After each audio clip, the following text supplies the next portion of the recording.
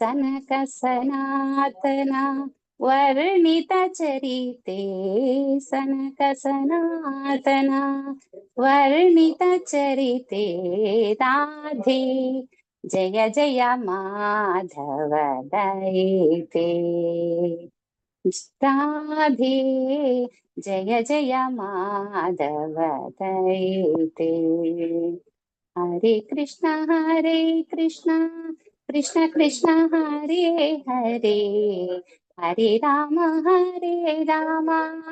राम राम हरे हरे हरे कृष्ण कृष्ण कृष्ण हरे हरे हरे राम राम राम हरे हरे हरे कृष्ण कृष्ण कृष्ण हरे हरे हरे राम राम राम हरे हरे राधे राधा राधा कृष्ण राधा रानी की जय। हरे कृष्ण। शीला प्रभुपाद की जय। हरे कृष्ण प्रभु जी। ಹರೇ ಕೃಷ್ಣ ಮಾತಾಜಿ, ಧನ್ಯವಾದಗಳು. ಇದು ಓದ್ತೀರಾ ಅನುವಾದ ಟ್ರಾನ್ಸ್ಲೇಷನ್ ಯಾರಾದ್ರು? ಹರೇ ಕೃಷ್ಣ ಪ್ರಭುಜಿ, ಓದ್ಬೋದಾ ಪ್ರಭುಜಿ? ಓದಿ ಮಾತಾಜಿ, ಓದಿ.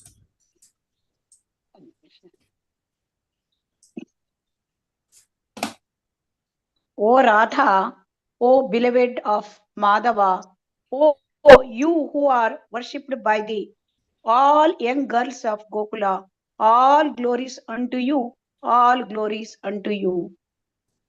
ಹಾಗೆ ಅನುವಾದನ ಮಾಡ್ಬಿಡಿ ಮಾತಾಜಿ ಕನ್ನಡಕ್ಕೆ. ಓ ರಾಧಾ, ಪ್ರಭುಜಿ ಕನ್ನಡದಲ್ಲಿ ಇದೆ ಅನುವಾದ, ನಾನು ಓದ್ಬಿಡ್ಲಾ ಪ್ರಭುಜಿ? ಓದ್ಬಿಡಿ ಒಳ್ಳೇದು. ಓಕೆ. ಹೇ ರಾಧೆ, ಮಾಧವನ ಪ್ರಿಯೆ, ಗೋಕುಲದ ಎಲ್ಲಾ ತರುಣಿಯರಿಂದಲೂ ನೀನು ಪೂಜಿಸಲ್ಪಡುವೆ.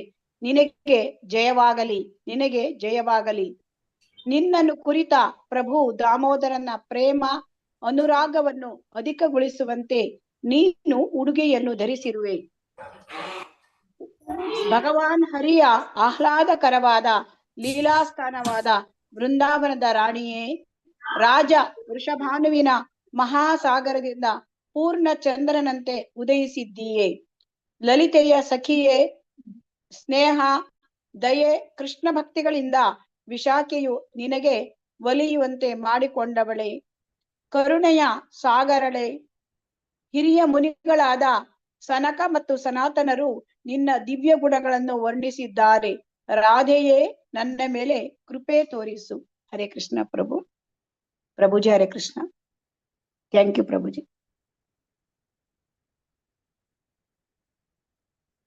ಹರೇ ಕೃಷ್ಣ ಪ್ರಭುಜಿ, ಥ್ಯಾಂಕ್ ಯು. ಧನ್ಯವಾದಗಳು ಮಾತಾಜಿ, ಧನ್ಯವಾದಗಳು.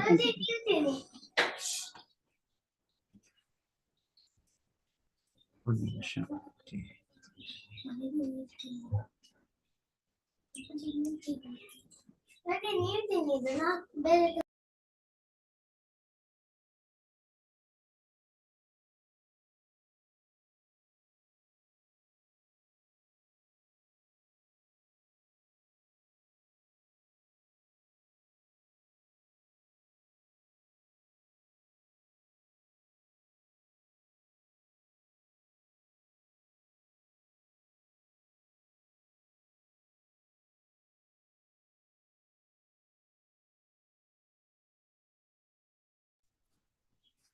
ಎಲ್ಲರಿಗೂ ರಾಧಾಷ್ಟಮಿ ಶುಭಾಶಯಗಳು.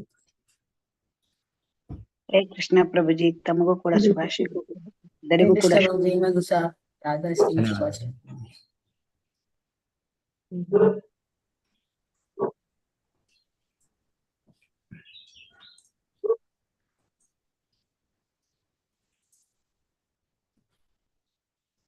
ಸೊ ಎಲ್ಲರೂ ಅರ್ಧ ದಿವಸ ಉಪವಾಸನ ಇವತ್ತು? ಹೌದು ಪ್ರಭುಜಿ, ಉಪವಾಸ ಮಾಡಿದ್ದೇವೆ. ಮತ್ತೆ ಎಲ್ಲಾದ್ರೂ ನಮ್ಮ ಇದ್ರಲ್ಲಿ ದೇವಸ್ಥಾನಗಳಲ್ಲಿ ಭಾಗವಹಿಸಿದ್ರ ರಾಧಾಷ್ಟಮಿ? ನೋಡಿದ್ದೇವೆ. ಎಸ್ ಪ್ರಭುಜಿ, ಆನ್ಲೈನ್ ನೋಡಿದ್ದೇವೆ. ಆನ್ಲೈನ್ ನೋಡಿದಿರಾ? ಓಕೆ. ಯಾರಾದ್ರೂ ಆಫ್ಲೈನ್ ಭಾಗವಹಿಸಿದ್ರ? ಹಾ ಪ್ರಭುಜಿ, ಟೆಂಪಲ್ ಹೋಗಿದ್ವಿ. ಟೆಂಪಲ್ ಶೇಷಾದ್ರಿಪುರಂ ಮಾತಾಜಿ? ಶೇಷಾದ್ರಿಪುರಂ ಹೋಗಿದ್ವಿ. ಒಳ್ಳೆ ಶೇಷಾದ್ರಿಪುರಂ. ಸೊ ಎಲ್ಲ ಮಧ್ಯಾಹ್ನನೇ ಅನ್ಸುತ್ತೆ ಎಲ್ಲ ಕಡೆ ಕಾರ್ಯಕ್ರಮ ಇವತ್ತು. ಹೌದು, ಬೆಳಗ್ಗೆಯಿಂದ ಅದೇ ಹ್ಮ್ 10:30 ಹನ್ನೊಂದು ಶುರುವಾಗಿದೆ ಪ್ರಭುಜಿ. ಹ್ಮ್ ಆಗುವಾಗ 2:30 3 ಆಗೋಗ್ಬಿಟ್ಟಿದೆ. ಹಾ ಹೌದು.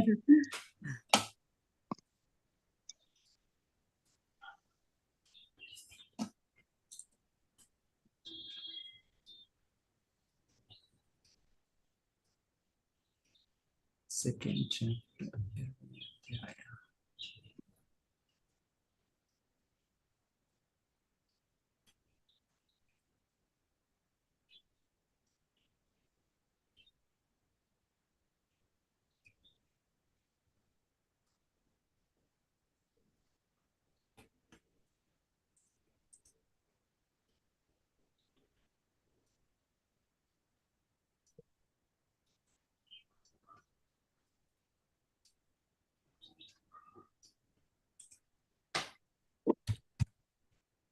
Hare Krishna, Krishna Krishna, Hare Hare, Hare Rama, Rama Hare Krishna, Krishna Krishna, Hare Hare, Hare Rama, Rama Rama, Hare Hare Krishna, Krishna Krishna, Hare Hare, Hare Rama, Hare Krishna, Krishna Krishna, Hare Hare Rama. ಎಲ್ಲಿ miss ಆಯ್ತು ನನಗೆ? ಭಾಗವತ 9ನೇ ಅಧ್ಯಾಯ. ಹರೇ ಕೃಷ್ಣ ಕೃಷ್ಣ ಹರೇ ಹರೇ, ಹರೇ ರಾಮ ಹರೇ ಕೃಷ್ಣ ಕೃಷ್ಣ ಹರೇ ರಾಮ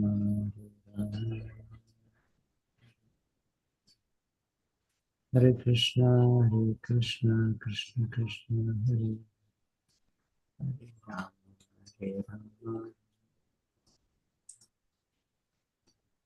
ಹರೇ ಕೃಷ್ಣ ಕೃಷ್ಣ ಹರೇ ಹರೇ ರಾಮ ರಾಮ ಹರೇ ಹರೇ ಕೃಷ್ಣ.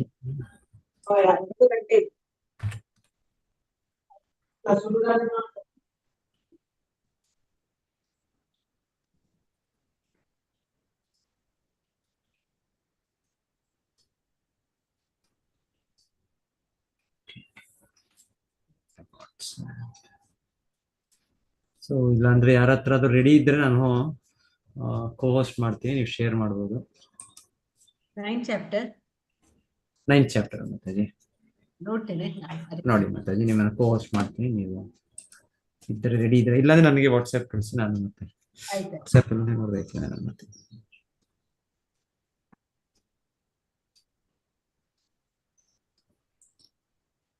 ಭಕ್ತಿ ವೈಭವದಲ್ಲಿ ಹಾಕಿದ್ವಿ ಅನ್ಸುತ್ತೆ.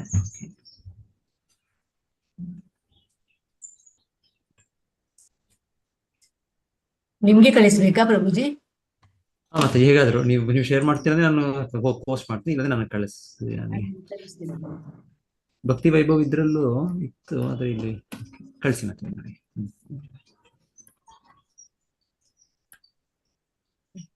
Computer delete ಮಾಡಿದಾಗಿದೆ. ಬಂತ ಪ್ರಭುಜಿ?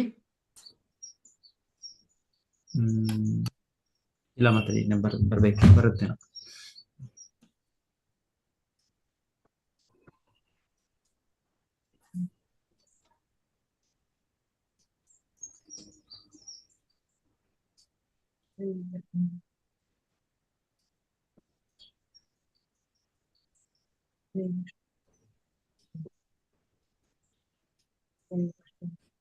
Okay, ನಮ್ಗೆ ಕೋಸ್ಟ್ ಮಾಡಿ ಬಂದ ಅದು ಡೌನ್ಲೋಡ್ ಪೋಸ್ಟ್ ಮಾಡುವಂತ.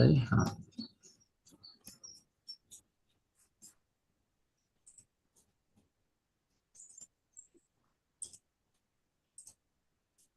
ನೋಡಿ ಮತ್ತೆ ಮಾಡಿ.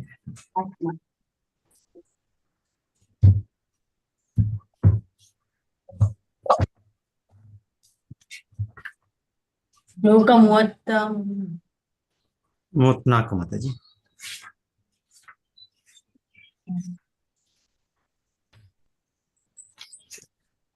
ಕಾಣ್ತದೆ ಅಲ್ಲ ಪ್ರಭುಜಿ ಸ್ಕ್ರೀನ್? ಕಾಣುತ್ತೆ ಸರಿ, ಕಾಣುತ್ತೆ.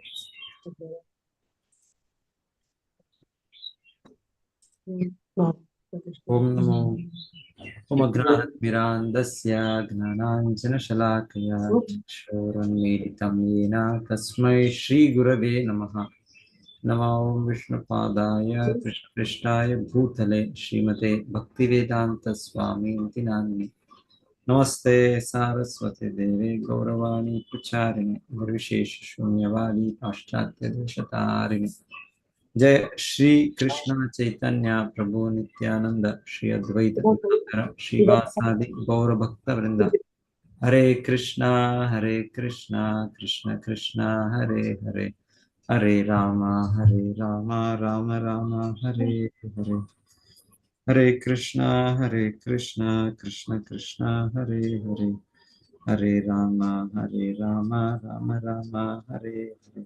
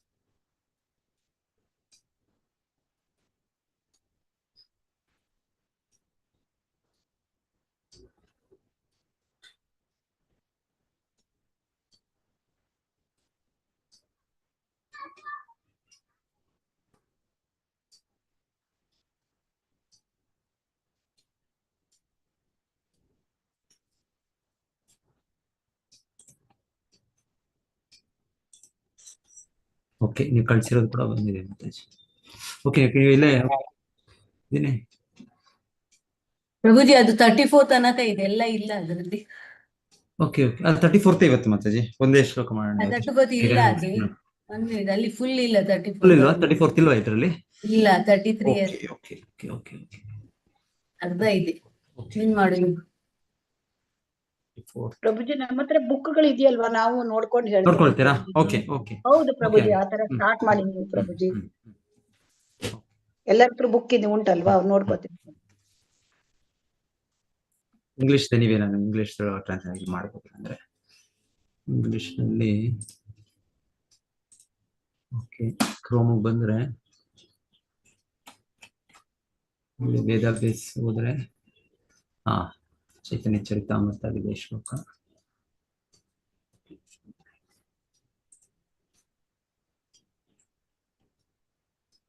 ಓಕೆ, ಭಾಗವತ. ರಿತೆ ಅರ್ಥಂ ಯತ್ ಪ್ರತೀಯೇತ. ಓಂ ನಮೋ ಭಗವತೆ ವಾಸುದೇವಾಯ. ಓಂ ನಮೋ ಭಗವತೆ ವಾಸುದೇವಾಯ. ಓಂ ನಮೋ ಭಗವತೆ ವಾಸುದೇವಾಯ. ಓಂ ನಮೋ ಭಗವತೆ ವಾಸುದೇವಾಯ. ಓಂ ನಮೋ ಭಗವತೆ ವಾಸುದೇವಾಯ. ಓಂ ನಮೋ ಭಗವತೆ ವಾಸುದೇವಾಯ. ಶ್ರೀಮದ್ ಭಾಗವತ 2ನೇ ಸ್ಕಂದ 9ನೇ ಅಧ್ಯಾಯ ಶ್ಲೋಕ 34. ಋತೆ ಅರ್ಥಂ ಯತ್ ಪ್ರತೀಯೇತ ನ ಪ್ರತೀಯೇತ ಚಾತ್ಮನಿ ತದ್ ವಿದ್ಯಾತ್ ಆತ್ಮನೋ ಮಾಯಾಂ ಯಥಾ ಭಾಸೋ ಯಥಾ ತಮಃ. ಸೊ ಕನ್ನಡದಲ್ಲಿ ಯಾರಾದ್ರೂ ಅನುವಾದ ಓದಿ, ಕನ್ನಡದಲ್ಲಿ ಪುಸ್ತಕದಿಂದ. ಹರೇ ಕೃಷ್ಣ ಪ್ರಭುಜಿ. ಹರೇ ಕೃಷ್ಣ ಪ್ರಭುಜಿ. ಅನುವಾದ ಪ್ರಭುಪಾದರಿಂದ ಪ್ರಭುಪಾದ್ಗೆ ಜೈ. ಎಲೆ ಬ್ರಹ್ಮನೇ, ಮೌಲ್ಯವುಳ್ಳದ್ದೆಂದು ಕಾಣುವ ಯಾವುದು ನನಗೆ ಸಂಬಂಧಿಸಿಲ್ಲವಾದಲ್ಲಿ ಅದು ವಾಸ್ತವವಲ್ಲ. ಅಂಧಕಾರ ಅಥವಾ ಪ್ರತಿಬಿಂಬದಂತಿರುವುದನ್ನು ನನ್ನ ಮಾಯಾಶಕ್ತಿ ಎಂದು ತಿಳಿದುಕೋ. ಹರೇ ಕೃಷ್ಣ ಪ್ರಭುಜಿ.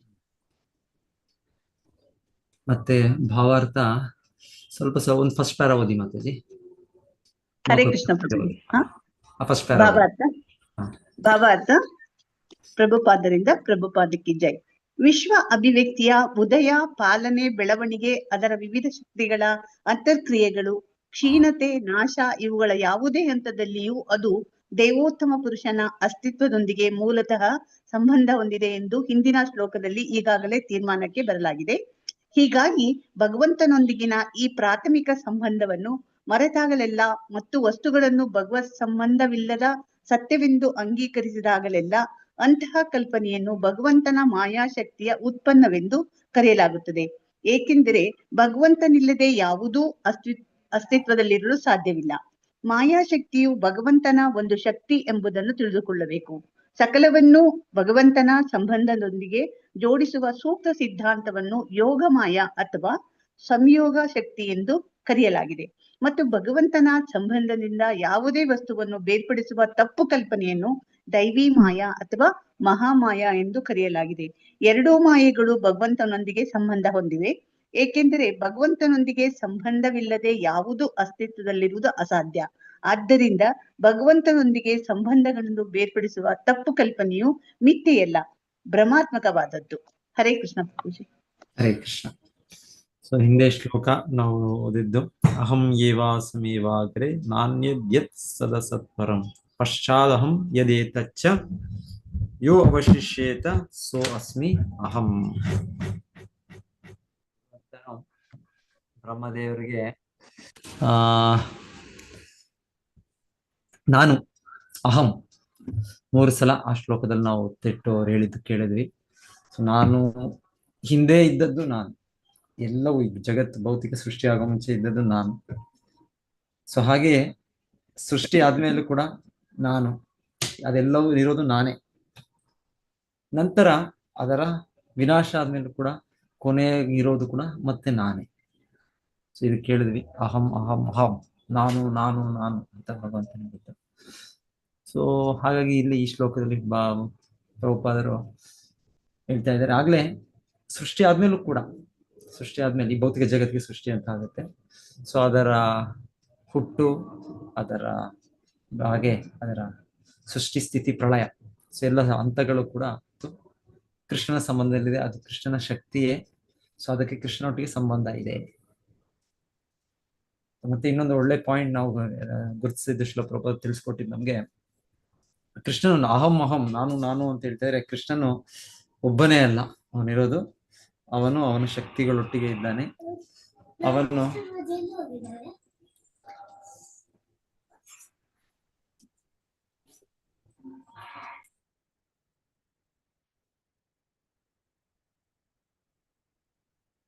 ಸೊ ನಾನು ನಾನು ಅಂದ್ರೆ ಕೃಷ್ಣನು ಹೇಗೆ ಒಂದು ಒಳ್ಳೆ ಉದಾಹರಣೆ ಕೊಟ್ಟದ್ದು, ಒಬ್ಬ ದೊಡ್ಡ ಮಹಾರಾಜನು, ಒಬ್ಬ ದೊಡ್ಡ ಪ್ರಧಾನಿ, ರಾಷ್ಟ್ರಪತಿ, ಯಾರಾದ್ರೂ ದೊಡ್ಡ ವ್ಯಕ್ತಿ ಇದ್ರೆ ಅವರೊಬ್ಬರೇ ಇಲ್ಲ, ಅವರ ಎಲ್ಲ ಸಂಗಡಿಗರು, ಸಹಾಯಕರು ಇದ್ದಾರೆ. ಸೊ ಹಾಗೆ ಕೃಷ್ಣನು ಒಬ್ಬನೇ ಅಂತ ಇಲ್ಲಿ ಹೇಳಿದ್ರೆ, ಈ ಜಗತ್ತಿನ ಸೃಷ್ಟಿ ಮುಂಚೆನೂ ಕೃಷ್ಣನು ಎಲ್ಲ ವೈಕುಂಠ ಜೀವಿಗಳು, ಅವನ ಶಕ್ತಿಗಳು, ಅಂತರಂಗ ಶಕ್ತಿ, ಶ್ರೀಮತಿ ರಾಧಾರಾಣಿ, ಗೋಪಿಯರು, ಗೋಪಬಾಲಕರು ಗೋಲೋಕದಲ್ಲಿ, ಇಲ್ಲಾಂದ್ರೆ ವೈಕುಂಠದಲ್ಲಿ ನಾರಾಯಣನ ರೂಪದಲ್ಲಿ ಭಗವಂತನ ಲಕ್ಷ್ಮಿಯರು ಸದಾ ಇದ್ದಾರೆ. ಸೊ ಅವನು ನಾನು ಅಂದ್ರೆ ಅದು ಕೃಷ್ಣನೊಟ್ಟಿಗೆ ಅವರೆಲ್ಲ ಇದ್ದಾರೆ. ಸೊ ಬ್ರಹ್ಮದೇವರಿಗೆ ಆ ರೀತಿಯ ದರ್ಶನ ಕೂಡ ಆಯ್ತು. ಈ ಭೌತಿಕ ಜಗತ್ತಿಗೆ ಬ್ರಹ್ಮನು ಮೊದಲ ಜೀವಿ, ಆದರೆ ಬ್ರಹ್ಮನಿಗೆ ಭಗವಂತನ ಸಾಕ್ಷಾತ್ಕಾರ ಆದಾಗ ಅವರಿಗೆ ಎಲ್ಲ ವೈಕುಂಠವಾಸಿಗಳು ಕಾಣುತ್ತೆ. ಮೊದಲಿಗೆ ಆ ವೈಕುಂಠ ವಿಮಾನಗಳು, ವೈಕುಂಠದ ಜಗತ್ತು, ಕೊನೆಗೆ ಭಗವಂತನು ಕಾಣುತ್ತೆ. ಭಗವಂತನ ದಿವ್ಯ ರೂಪ ಅವರು ಅನುಭವಿಸಿ. ಸೊ ಆ ನಾನು, ಆ ಭಗವಂತನು ಬ್ರಹ್ಮದೇವರಿಗೆ ಹೇಳ್ತಾರೆ. ಸೊ ಬ್ರಹ್ಮದೇವರು ಕೇಳಿದ್ರು, ಪ್ರಶ್ನೆಗಳು ಕೇಳಿದ್ರು, ಅದರ ಉತ್ತರವಾಗಿ ಇಲ್ಲಿ ಬ್ರಹ್ಮದೇವರಿಗೆ ಕೃಷ್ಣನ ಹೇಳ್ತಾರೆ. ಸೊ ಭಗವಂತನಿದ್ದಾನೆ, ಭಗವಂತನ ಶಕ್ತಿಗಳೊಟ್ಟಿಗೆ ಇದ್ದಾನೆ. ಭಗವಂತನು ಅಂದ್ರೆ ಅವನ ಶಕ್ತಿಗಳಿಂದ ಬೇರೆಯಾಗಿ ಇರೋದು ಅಂತ. ಆಮೇಲೆ ಅವನೊಂದು ವ್ಯಕ್ತಿ. ಸೊ ಬಹಳ ಶಿಲ ಪ್ರಭುಪಾದ ಒತ್ತಾಯದಿಂದ ಅವನು ಒಂದು ವ್ಯಕ್ತಿ ವ್ಯಕ್ತಿ ವ್ಯಕ್ತಿ ಅವನೇನೋ ನಿರಾಕಾರ ಸ್ವರೂಪಿ ಅಲ್ಲ. ನಿರಾಕಾರ ಅವನ ಇದಿದೆ, ಅವನ ದೇಹದ ಕಾಂತಿಯಾಗಿ ಬ್ರಹ್ಮಜ್ಯೋತಿ ಬರುತ್ತೆ, ಆದ್ರೆ ಮೂಲ ಅವನ ಸ್ವರೂಪ, ಮೂಲ ಅಸ್ತಿತ್ವ ಅವನು ವ್ಯಕ್ತಿ. ಸೊ ಇದನ್ನೇ ಇಲ್ಲೂ ಕೂಡ ಈ ಶ್ಲೋಕದಲ್ಲಿ ಕೂಡ ಮತ್ತೆ ನಾವು ಅರ್ಥ ಮಾಡ್ಕೊಳ್ಳೋಣ. ಸೊ ಇಲ್ಲಿ ಬಹಳ ಚೆನ್ನಾಗಿ ಹೇಳ್ತಾ ಇರೋದು, ಇಲ್ಲಿ ಎಲ್ಲವೂ ಕೂಡ ಕೃಷ್ಣನಿಗೆ ಸಂಬಂಧ ಇದೆ. ಹಾಗಾಗಿ ಇದು ಇನ್ನೊಂದು ರೀತಿಯಲ್ಲಿ ಹೇಳ್ತಾರೆ, ಇದು ಸಂಬಂಧ ಜ್ಞಾನವನ್ನು ಹೇಳ್ತಾ ಇರೋ ಒಂದು ಶ್ಲೋಕ. ಸಂಬಂಧ ಅಭಿಧೇಯ ಪ್ರಯೋಜನ ಅಂತ ಶ್ರೀ ಚೈತನ್ಯ ಮಹಾಪ್ರಭುಗಳು ಹೇಳೋದು. ಎಲ್ಲ ವೇದಗಳ ವಿಷಯ ಇಷ್ಟೇ. ಯಾವ ವೇದ ಆಗ್ಬೋದು, ಯಾವ ಉಪನಿಷತ್ ಆಗ್ಬೋದು, ಯಾವ ಪುರಾಣ ಆಗ್ಬೋದು, ಅದರ ವಸ್ತು ವಿಷಯ ಇಷ್ಟೇ. ಸಂಬಂಧ ಅವಿದ್ಯೆಯ ಪ್ರಯೋಜನ. ಸಂಬಂಧ ಅಂದ್ರೆ ನಾವು ಜೀವಾತ್ಮರು ಭಗವಂತನೊಟ್ಟಿಗೆ, ಈ ಸೃಷ್ಟಿ, ಈ ಜಗತ್ತೊಟ್ಟಿಗೆ, ಭಗವಂತನ ಹಲವು ಶಕ್ತಿಗಳೊಟ್ಟಿಗೆ ನಮ್ಮ ಸಂಬಂಧ ಎಲ್ಲ ಬೇರೆ ಬೇರೆ ಅಸ್ತಿತ್ವದ ಸಂಬಂಧ. ಮತ್ತೆ ಈ ಸಂಬಂಧದಿಂದ ಮತ್ತೆ ಆ ಸಂಬಂಧವನ್ನು ಪಡೆಯುವ ಒಂದು ಪ್ರಕ್ರಿಯೆ, ಆ ವಿಧಾನ, ಆ ಅಭ್ಯಾಸ, ಯೋಗ, ಜ್ಞಾನ, ಭಕ್ತಿ, ಬೇರೆ ಬೇರೆ ರೀತಿಯಲ್ಲಿ, ದಾರಿಯಲ್ಲಿ. ಸೊ ಅಭಿಧೇಯ, ಇದರಿಂದ ವಿಶೇಷವಾಗಿ ಅಭಿಧೇಯ ಕೂಡ ಭಕ್ತಿಯ ಪ್ರಕ್ರಿಯೆ, ಅದನ್ನ ಒತ್ತಾಯ ಕೊಟ್ಟಿದ್ದಾರೆ. ಅದರಿಂದ ಏನು ಪ್ರಯೋಜನ ಕೊನೆಗೆ? ಸೊ ಅದರಿಂದ ಪ್ರಯೋಜನ, ನಮಗೂ ಭಗವಂತನಿಗೆ ಇರುವ ನಿತ್ಯ ಸಂಬಂಧ ಏನ್ ನಾವು ಕಳ್ಕೊಂಡ್ಬಿಟ್ಟಿದ್ದೇವೆ, ಮತ್ತೆ ಅದು ಪುನಃಸ್ಥಾಪನೆಯಾಗಿ ಮತ್ತೆ ನಮ್ಮಲ್ಲಿ ಆ ಕೃಷ್ಣ ಪ್ರಜ್ಞೆಯ ಪ್ರೇಮ ಭಾವ ಏನಿದೆ ಅದು ಉತ್ಪನ್ನ ಆಗಬೇಕು. ಸೊ ಇದು ಪ್ರಯೋಜನ. ಸೊ ಆದ ರೀತಿಯಲ್ಲಿ ಚೈತನ್ಯ ಮಹಾಪ್ರಭು ಎಲ್ಲ ವೇದಗಳ ಯಾವ ವೇದಗಳು, ಯಾವ ಉಪನಿಷತ್ತು, ಏನು ವಿಷಯ ಇಷ್ಟೇ, ಯಾವುದೋ ಒಂದು ಸಂಬಂಧಕ್ಕೆ ಇರುತ್ತೆ, ಅಂದ್ರೆ ಅಭಿಧೇಯಕ್ಕೆ, ಅಂದ್ರೆ ಇಲ್ಲ ಪ್ರಯೋಜನಕ್ಕೆ ಸಂಬಂಧ ಆಗುತ್ತೆ. ಸೊ ಇಲ್ಲಿ ವಿಶೇಷವಾಗಿ ಇದು ಈ ಚತುಶ್ಲೋಕಿ 4 ಶ್ಲೋಕಗಳು, ಎಲ್ಲ ವೇದಗಳ ಜ್ಞಾನ ಇದರಲ್ಲಿದೆ. ಸೊ ಹಾಗೆ ಈ ಶ್ಲೋಕ ಮತ್ತೆ ಹಿಂದಿನ ಶ್ಲೋಕ ಕೂಡ, ಮೊದಲ 2 ಶ್ಲೋಕಗಳು ಇವಾಗ ಏನು ನಾವು ನೋಡ್ತಾ ಇದ್ದೇವೆ, ಅದು ಸಂಬಂಧ, ಭಗವಂತನ ಅವನ ಹಲವು ಶಕ್ತಿಗಳು ನಾವು ಸೇರಿದಂತೆ, ಮತ್ತೆ ಬಹಿರಂಗ ಶಕ್ತಿ, ಅಂತರಂಗ ಶಕ್ತಿ, ಪರಾಸ್ಯ ಶಕ್ತಿ, ವಿವಿಧ ಇವ ಶ್ರೂಯತೆ. ಕೃಷ್ಣನಿಗೆ ಎಷ್ಟೆಷ್ಟೋ ಶಕ್ತಿಗಳು, ಅಮಿತವಾದ ಶಕ್ತಿ, ಅನ್ಲಿಮಿಟೆಡ್. ಸೊ ಅದರ ವಿವರಣೆ ಈಗ ನಡೀತಾ ಇದೆ. ಸೊ ಹಿಂದೆ ಶ್ಲೋಕದಲ್ಲಿ ಭಗವಂತನೇ ಇರೋದು ಅಷ್ಟೇ ಅಂತ ಹೇಳುತ್ತೆ, ಅದ್ವಯ. Hare Krishna. Classic class online class ಬರೋಣ. ಹರೇ ಕೃಷ್ಣ ಪ್ರಭು, ಒಂದ್ ನಿಮಿಷ.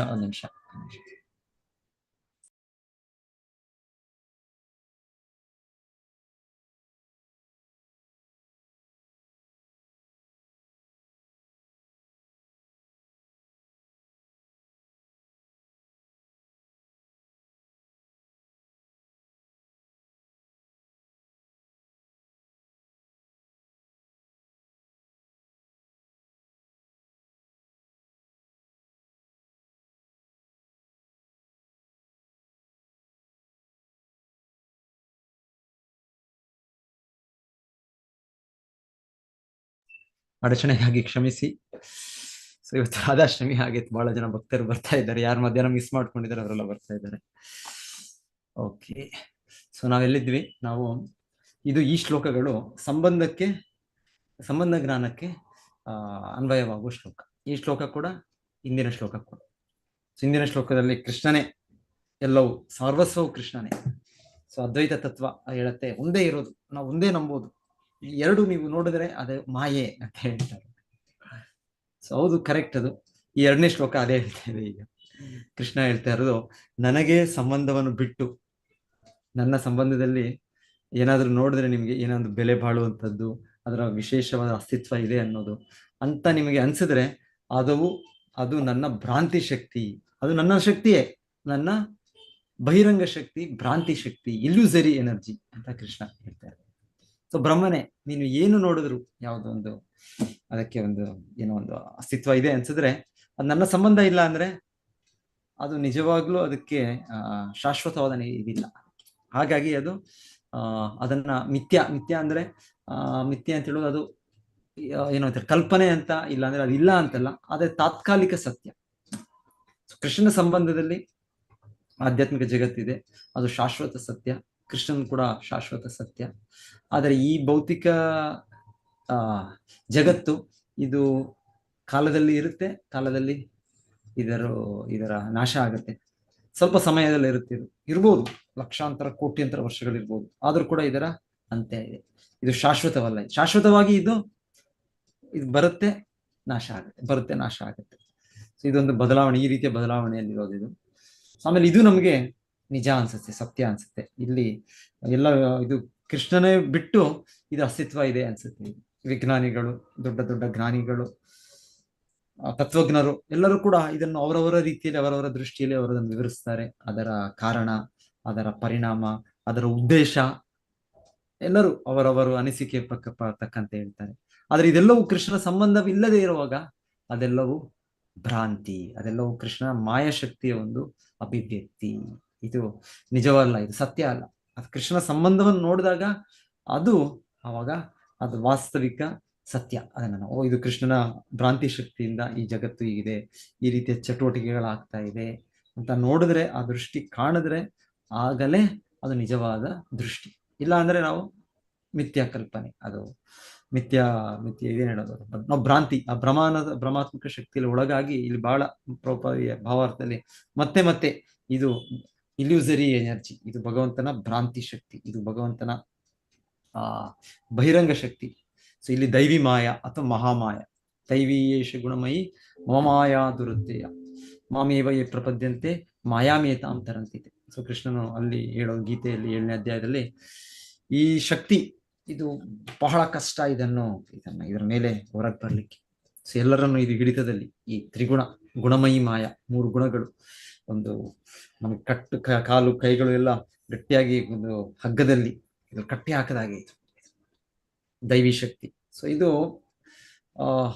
ನನ್ನನ್ನು ಆಶ್ರಯಿಸಿದ್ರೆ ಮಾತ್ರ, ಅವಾಗ ಕೃಷ್ಣ ಕೃಪೆಯಿಂದ ಹೇಳ್ತಾ ಇದ್ದಾರೆ, ನಾವು ಕೇಳಿದ್ ನಾವು ಕೃಷ್ಣ ಕೃಪೆ ಅದೊಂದೇ. ನಮ್ಮ ಒಂದು ಸಾಮರ್ಥ್ಯ, ನಮ್ಮ ಒಂದು ಶಕ್ತಿ, ನಮ್ಮ ಒಂದು ಅರ್ಹತೆ, ಅದಕ್ಕೆ ಬೆಲೆ ಇಲ್ಲ. ಸೊ ಕೃಷ್ಣನು ಅವನ ನಿರ್ವ್ಯಾಜ ಕರುಣೆಯನ್ನು ಅವನು ತೋರಿಸಿದಾಗ ಅವಾಗ ನಮಗೆ ಅವನ ಈ ಜ್ಞಾನವನ್ನು ನಾವು ಅರ್ಥ ಮಾಡ್ಕೊಳ್ಳೋದು, ಆ ಯಥಾರ್ಥ ದೃಷ್ಟಿಯನ್ನು ಕಲಿಬಹುದು. ಇಲ್ಲಾಂದ್ರೆ ನಾವು ಆ ಭ್ರಮಾತ್ಮಕ ಶಕ್ತಿಯ ಭ್ರಾಂತಿ ಶಕ್ತಿಯಲ್ಲಿ ನಾವು ಅದ್ರಲ್ಲಿ ಸಿಕ್ಕಿ ಬಿದ್ದಿದ್ದೇವೆ. ಸೊ ಇಲ್ಲಿ ಹೇಳ್ತಾ ಇದ್ದಾರೆ ಏನದು, ಎನರ್ಜಿ ಆಫ್ ಯೂನಿಯನ್, ಸಂಯೋಗ ಕೃಷ್ಣನೊಟ್ಟಿಗೆ. ಕೃಷ್ಣ ಸಂಬಂಧವನ್ನು ನೋಡೋಕೆ ನಾವೇನಾದ್ರೂ ಆ ತರ ಒಂದು ಕೃಷ್ಣನ ನೆನಪು, ಆ ಒಂದು ಬುದ್ಧಿ ಕೊಟ್ರೆ ಅದು ಯೋಗಮಾಯ. ಆ ಕೃಷ್ಣ ಅದನ್ನ ತೆಗೆದುಬಿಟ್ರೆ ನಾವು ಮಾಮನೆಯಲ್ಲಿ ಅಷ್ಟೇ. ಸೊ ವೈಕುಂಠ ಲೋಕದಲ್ಲಿ ಸದಾ ಅವರು ಯೋಗಮಾಯಲ್ಲಿದ್ದಾರೆ, ಭೌತಿಕ ಜಗತ್ತಿನಲ್ಲಿ ನಾವೆಲ್ಲರೂ ಕೂಡ ಮಹಾಮಾಯಲ್ಲಿ. ಶ್ರೀಲ ಪ್ರಭುಪಾದರು ಹೇಳೋದಂಗೆ civil law, criminal law.